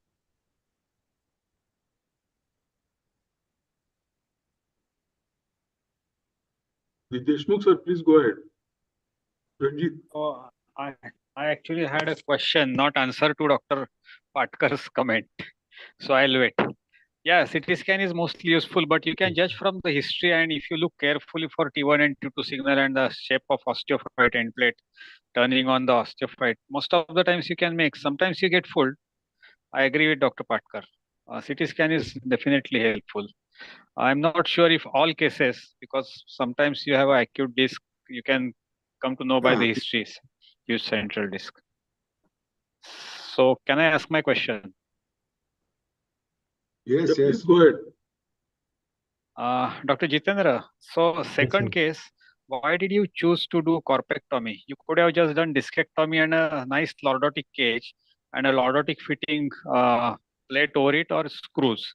So there was no pathology behind the body. So what was the rationale behind doing corpectomy? Because it's a quite invasive procedure for the iliac bone as well. The iliac pain the patient carries for 3 months. I mean, we routinely do cloward and we make them painful by taking iliac grafts, but a long graft is quite painful. So what was the logic doing corpectomy when there was no pathology behind the body? We found that this was very bulgy, and it was so bulgy, and it was making the cervical spine in a kyphotic posture. So we decided that we have to go some aggressive. So we won't be able to remove the disc behind the body if possible, if it is migrated. And the corpectomy decision will correct her kyphotic deformity also, and we can remove the pathology as better than single level ACDF. No, 2-level ACDF, one above, one below, 2 lordotic cages, and that will add on to. I think that the issue was the vertebra was a little narrower anteriorly. And definitely there was a loss of height of the vertebra in the front. That is why I insist on the CT scan. See, the height of the vertebra was less anterior, and therefore you had developed the kyphotic deformity. Is that right, Dr. Jitendra? Yes, sir. And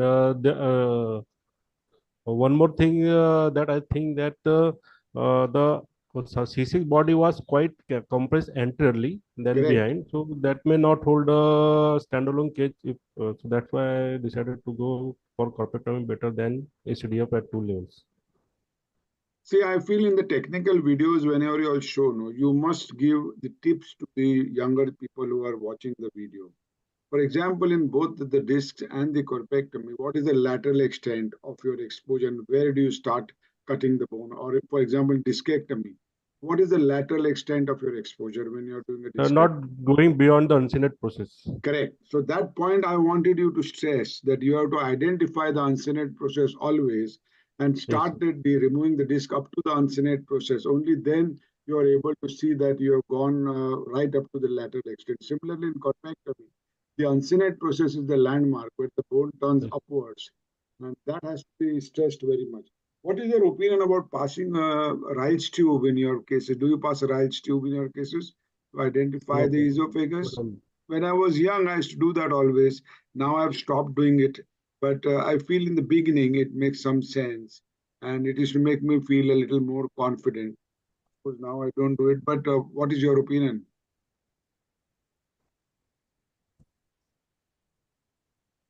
Hello? Pardon, sir, you're not properly audible. I'm not audible? No, he's... So your video has freezed, Dr. Jitendra. Dr. Jitendra's video has freezed, yeah. Another technical aspect in the video I didn't see that preparation of the end plate. That is trying to make holes in the end plate for bone to migrate into the graft that you have put. Just curating is not sufficient. We have to make some perforation in the with a micro drill, or in olden times we had these kind of pointed angled pointed instruments where we should hammer into the end plate so that bone. I think this aspect of gardening is very important. That you must garden the end plates properly to get a good successful fusion. Sir, I just want to mention a small point about the positioning of the patient. Yeah. On many occasions, I see the neck being pulled up by the tape and both the shoulders and stickings are applied. So I have found a simple way that right upper limb, I stretch it below and put it under the buttocks.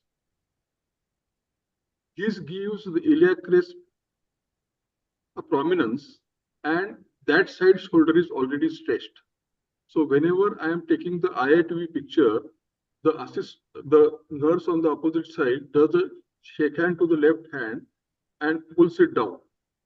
And very with that, we get good images. So we avoid a lot of things. Just we give the position, we extend the neck, and then we pull the hand and put the palm under the buttock. This has saved me 20 minutes in every case and has done very well. Even C6, C7 disc we are able to see under that. This was a small comment which I found was useful.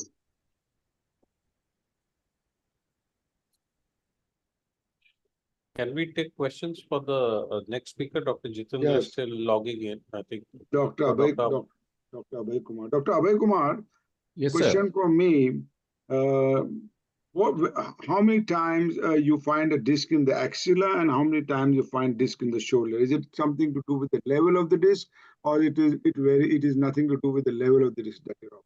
So most of the cases which I have done is either for C5-6 or C6-7 level, sir.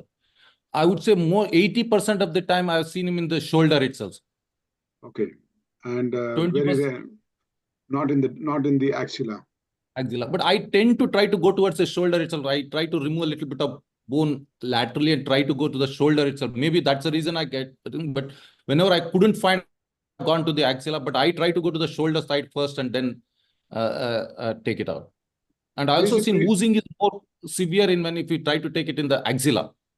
I see. And is a preoperative kyphosis on the MRI a contraindication to do a foraminotomy? Yes, sir. If there is a significant kyphosis, yeah, that's what I mentioned in my disadvantage. One of the contraindication is if there is a significant kyphosis, yes. What is significant?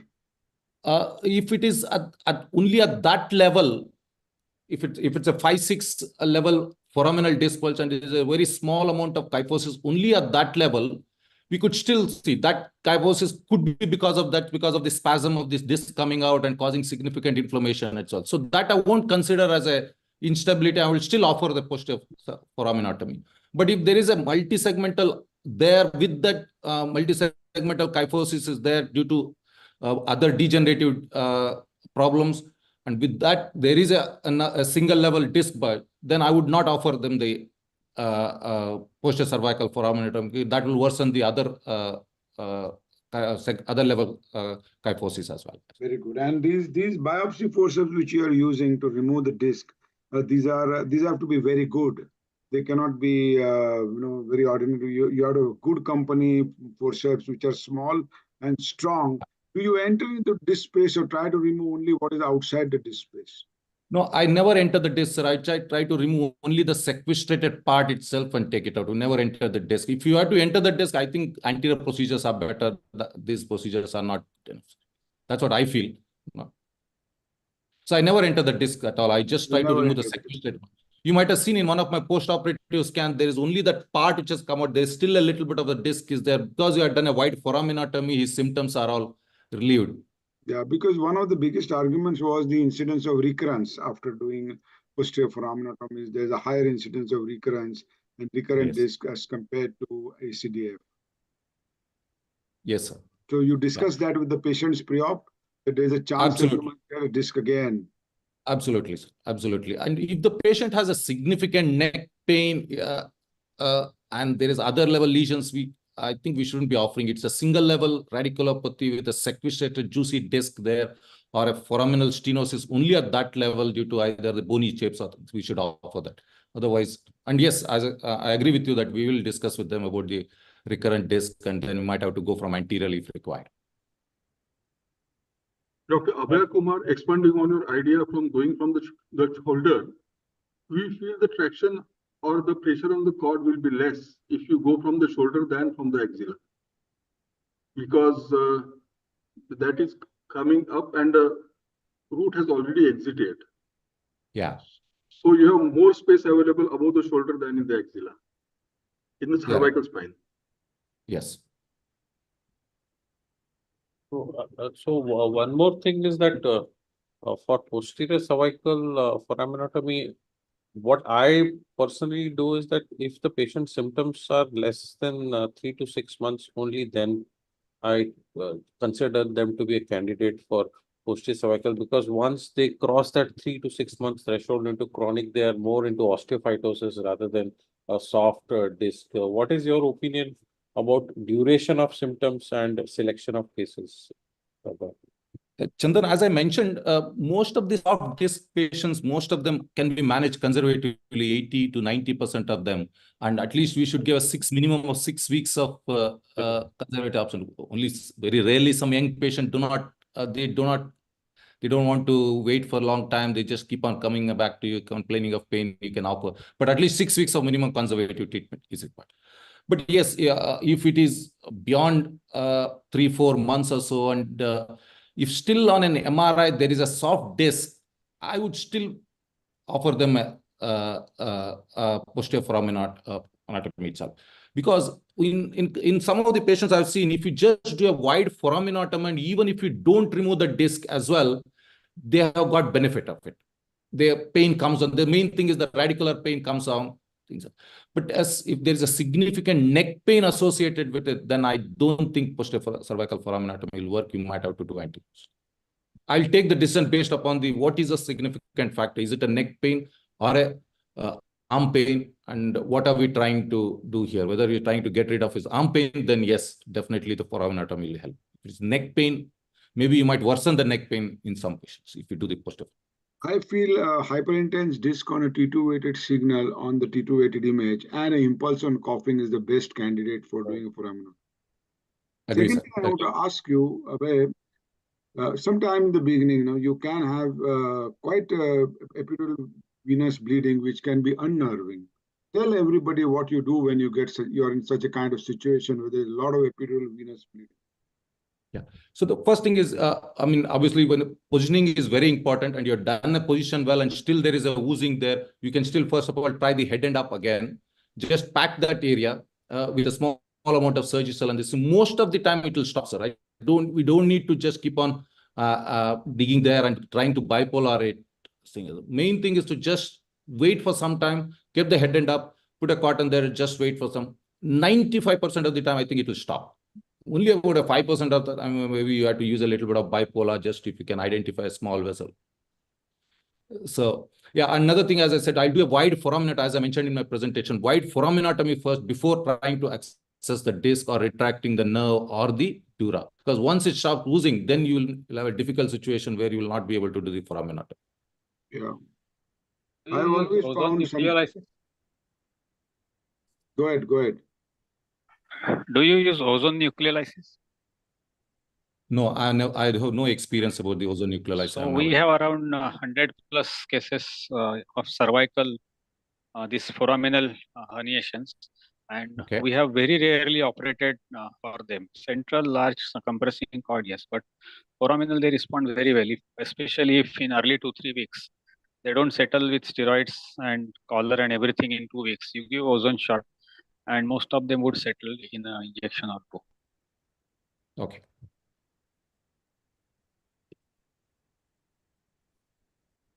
Thank you, Abhay. Thank you. Let's go to the last speaker, Dr. Borkar. Dr. Borkar, as you're gonna, as usual, a very excellent presentation in your demonstration of your technique. It was very good. Thank you, sir. What questions are there for Dr. Borkar? Dr. Borkar, I want to ask you, what percentage of patients of CSM and OPLL improve immediately after? What is your opinion? They improve immediately after your surgery. Can you, pardon, sir? Can you tell again? What percentage? What percentage of your patients, you finish the operation and next day they are very happy with your surgery? Whether it is, cervical laminectomy or laminoplasty, and what is the percentage of patients who are extremely happy immediately after your surgery? I cannot say extremely happy, but by and large, they are very happy because their spasticity is gone the day. What percentage? I'm asking what percentage of your patient next day morning and they say, yes, doctor, you've done a miracle. He's Almost asking 80%. He's asking about the magic. Correct. Magic, no, not magic, but obviously they are very happy. Almost 70 to 80% patient report they are happy with the procedure. I see. Very good. And over a period of time, when they come back in the OPD, you find that percentage increases. Yeah. It also depends on the preoperative MJOS score, the cord signal changes, and all those things definitely. But by and large, they are quite happy. See, Dr. Goel misinterprets me. I'm not against him. I'm not here to argue against Dr. Goel's techniques or to hurt him. But I'm not finding enough reason. I want to understand before I give up what I'm doing, because I'm still finding that, when everybody does these surgeries, most of their patients are happy. I wish Dr. Goel would have remained here longer and we could have had this discussion. He has assured another session for our small doubts like Kodai Koina. But that is without asking me to go to hell. I cannot go to hell and answer it. That is his language. Anyway, I have two questions, Dr. Borkar. I have never done or seen laminoplasty, and my teacher has always ridiculed laminoplasty. So, two questions. Does the muscle get attached back to the lamina? One. Second thing, doesn't the spinous process get really off center? And does it create any like visual or some rotational thing? These are two questions I wanted to ask long time for somebody. Now that Dr. Patkar is here, Dr. Borkar and Dr. Patkar would enlighten us. No, actually, nothing of that sort happen. Ultimately, in CSM, you are creating space by either way, either anterior or posterior laminectomy, laminoplasty. And laminoplasty is and maybe a less invasive way in which you are trying to preserve lot many things, the interspinous ligaments and all those things. And obviously the muscle won't attach back, but it is quite safe because you already have lamina in place. If you want re-exploration for anything, if it progresses, if it develops kyphosis, so you can go back with quite reasonable safety. The other thing which we have observed, so we have worked extensively on laminoplasty. And what we have observed that initially laminoplasty was proposed to be a less kyphosing procedure. So why people didn't used to do that is people used to do just laminectomy and forget it, no fixation. And the patient tend to improve, but over a period of time, they go into kyphosis. So laminoplasty came by Japanese with the premise that it won't cause kyphosis. Theoretically, it's correct because it preserves a lot of tension band, but in a subset of patient, it still causes some sort of not kyphosis per se, but some loss of cervical lordosis, which may not be clinically significant. This is one observation. Other thing is rotation restriction. Clinically, patient doesn't complain, but we have studied axial rotation at each subaxial level following laminoplasty. And there is some difference, which is actually compared to normal population, there is some, because you are still detaching muscle subperiosteally. So there will be some rotation restriction, which is not statistically significant and not clinically significant. But it's a very good procedure. How does the posterior band remain in place? Because you make a single block of the lamina and interspinous and supraspinous ligament. Yeah, obviously. And then you attach only laterally to the. I agree. That is why it is not a truly motion preserving. It is damaging a lot of things. You are removing the flavum also at the superior and inferior end, but it is less invasive than a laminectomy, removing everything en bloc. The original argument was that the muscle will reattach to the bone.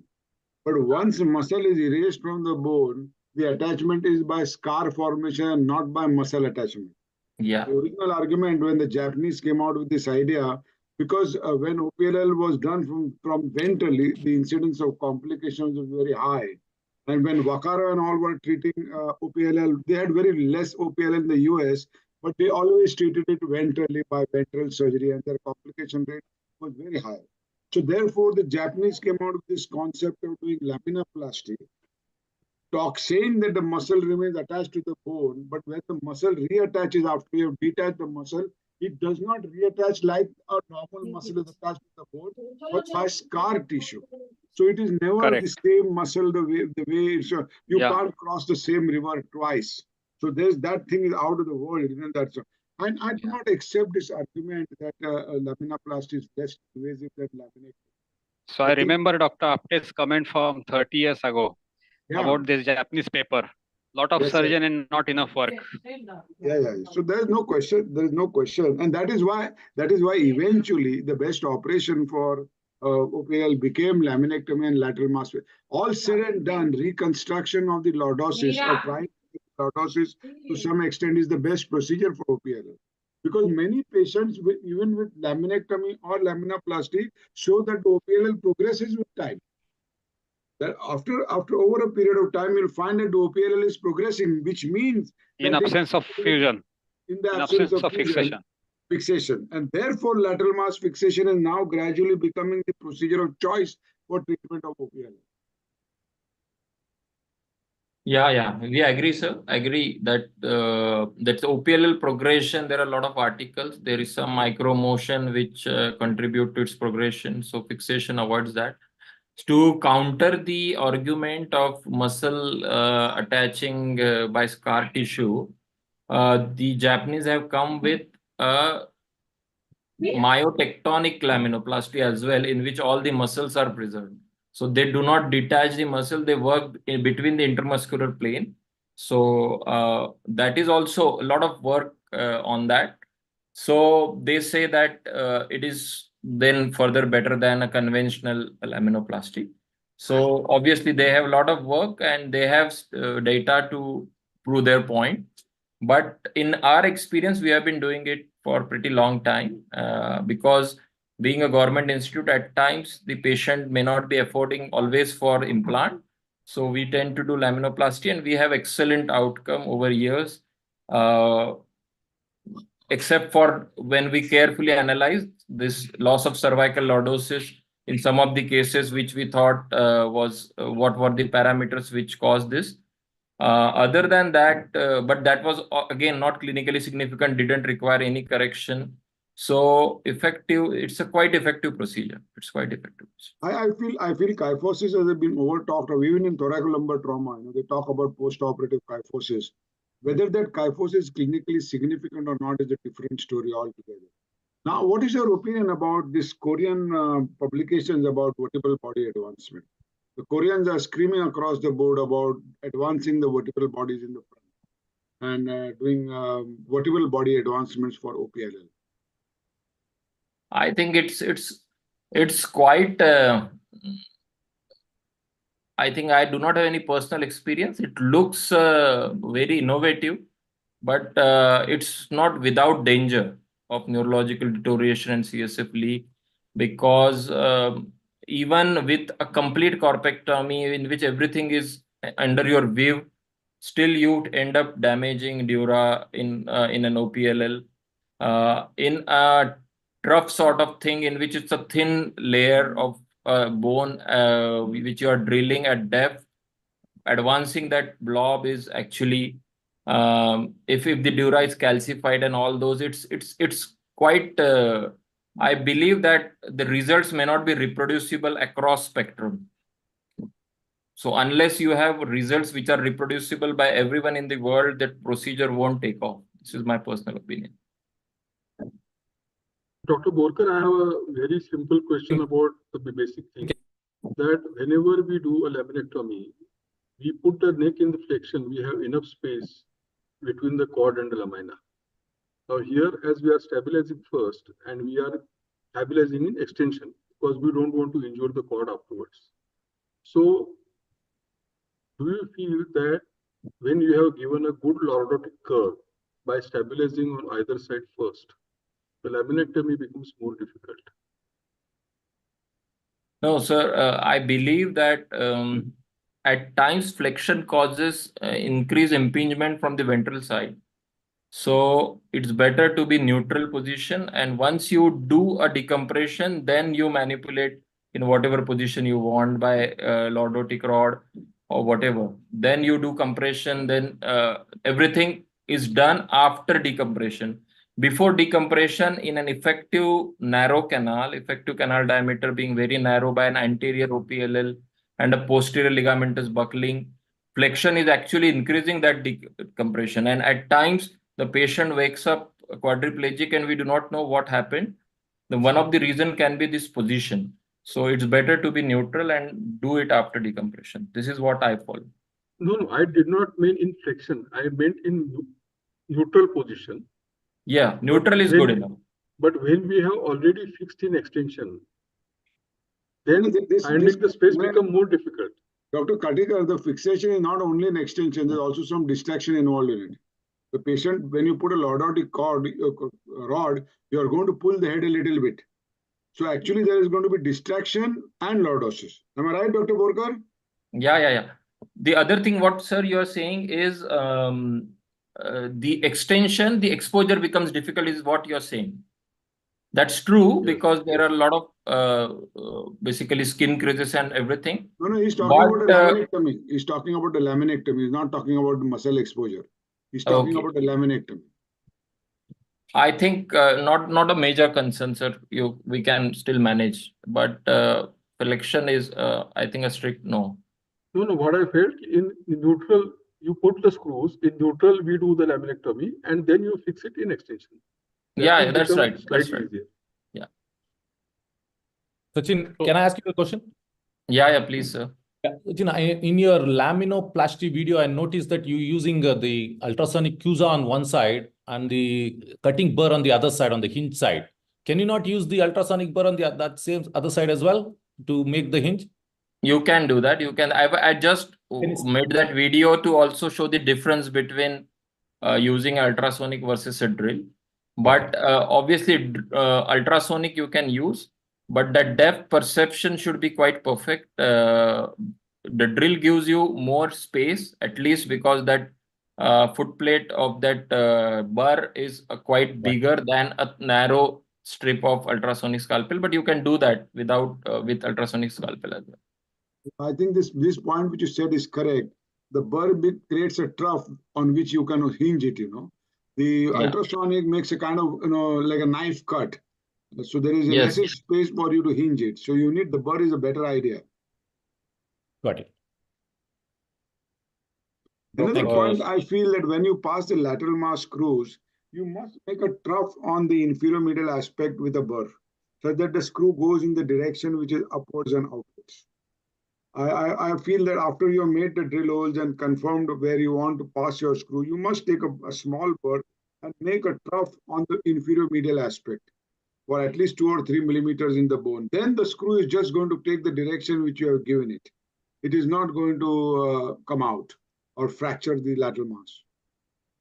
Yeah, I agree, sir. Dr. Sachin, if you fracture the lateral mass at the end of your construct, say if you're doing a C3 to C6 and you fracture it at say C3 or at C6, then what is your fallback? So I will rely on the other side to, means on one side it will be C3 to C6, on other side it will be C4 to C6. That's okay. And put bone graft laterally. That's okay. If I break in between, I can even salvage that by using alternative techniques. If I break at C3 by a conventional technique, then there are other techniques like Anderson method, Ann method, in which your direction of the screw is not lateral, it is actually dead ventral. But the problem with dead ventral lateral mass screw is actually you may hit the foramen transversarium. So you will have to put a shorter 10 mm or 12 mm screw straight ahead. Obviously, the preoperative CT, you should always know if it needs to be salvaged, then what to do. So you can put that screw and can salvage that. I've done it once or twice with success. In case that screw is pretty important if you're doing a deformity correction or something, and then you cannot do it without that screw, then you can put that screw. But a shorter screw in a direction means just anatomical, just short of the foramen transversarium. You can put a transfacet screw, polyaxial screw, and use the transfacet. Transfacet is another very good option if you have fractured the facet. Great. I think we have already exceeded our time today. So on behalf of the moderators, I would like to first. Just a moment, Patkar sir. Yes. You can only do this as we spoke about a trial, the double control trial. So Dr. Goel is not willing to do decompression, fine. We are willing to do decompression. Correct. So let him put his cases and we can match them case per case. No, you cannot do that. You need a third to do this kind of trials. You need a third person to evaluate the patients of Dr. Goel and us or me. And Dr. Goel be ready to accept his patient is being evaluated by somebody and telling him that no, your patient is not improved, or tell me that my patient is not improved? To do such trials, the most important thing is a third-party evaluator. Yes. And we can involve Dr. Bipin Chaurasia.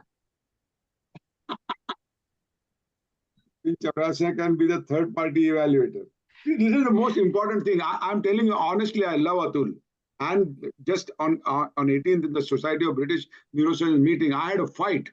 It went on for almost 5-10 minutes. Ultimately, the chairperson had to stop it. And my argument was that you cannot get away by not mentioning his work when you're talking about syringomyelia. When he has published all over the world, when he has published in Journal of Neurosurgery.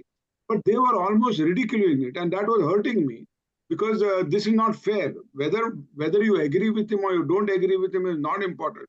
If his work has been published, then your literature review has to mention his work. The problem is that why they don't accept our work, because according to them, many a times our work is not reviewed by a third party. Credibility. Pardon? Credibility. Credibility. The credibility is the problem on which they kill us.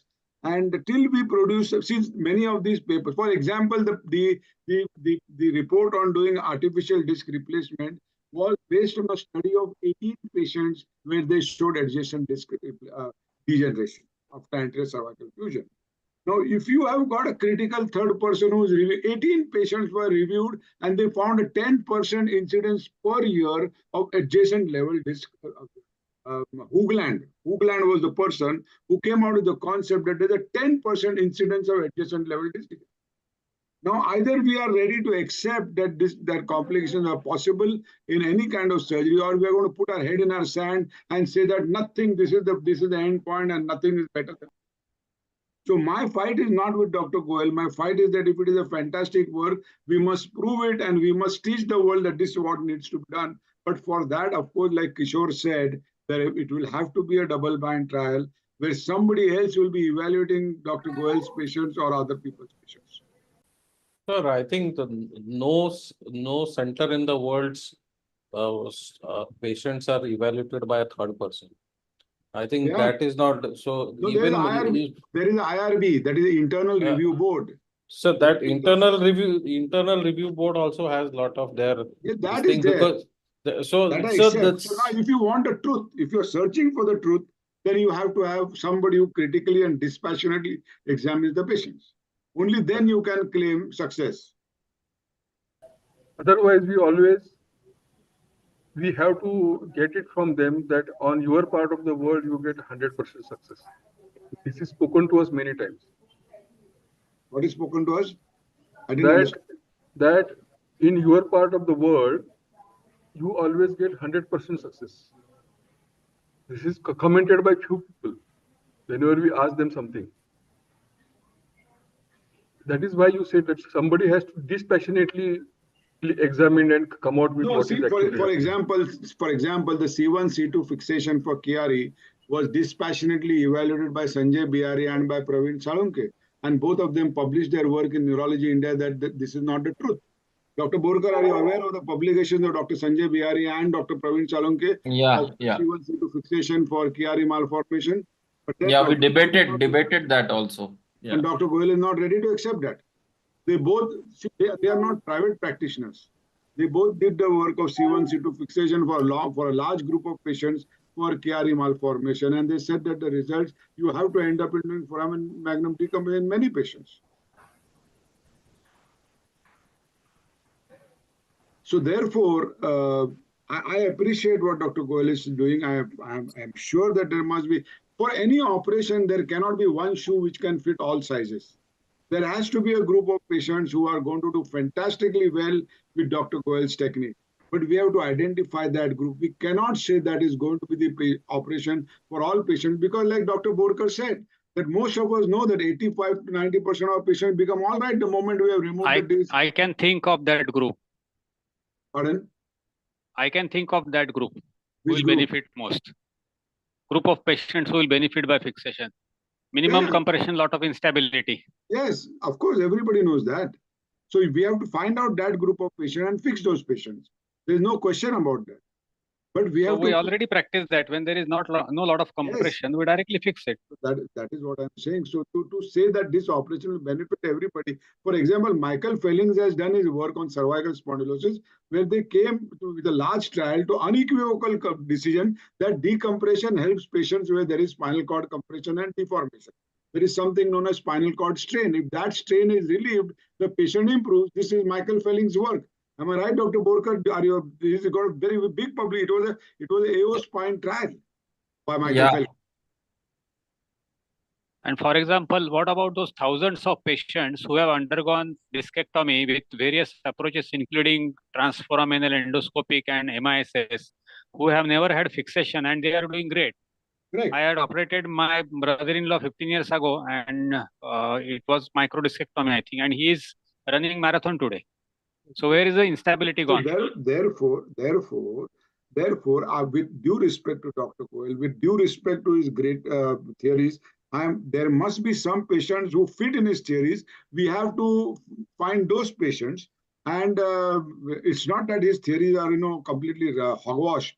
There have to be certain group of patients which are going to benefit by what he's talking, but there cannot be one shoe which is going to fit everything. That's all. Is what is the issue? Thank you. Okay, where is Dr. Mohan? Chandan.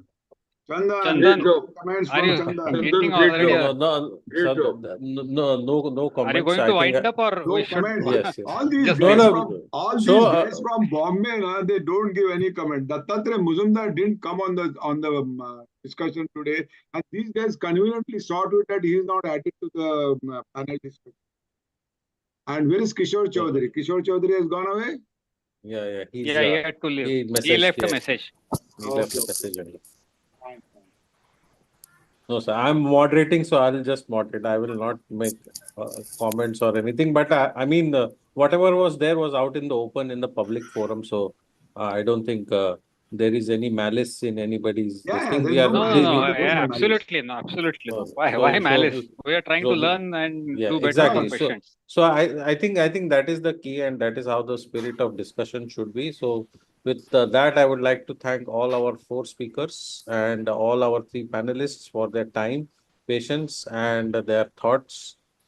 Thank you very much, and hope to see you for the next webinar soon. Thank you very much. Sure. Good night. Bye-bye. Good night. Good night. Good night. Good night.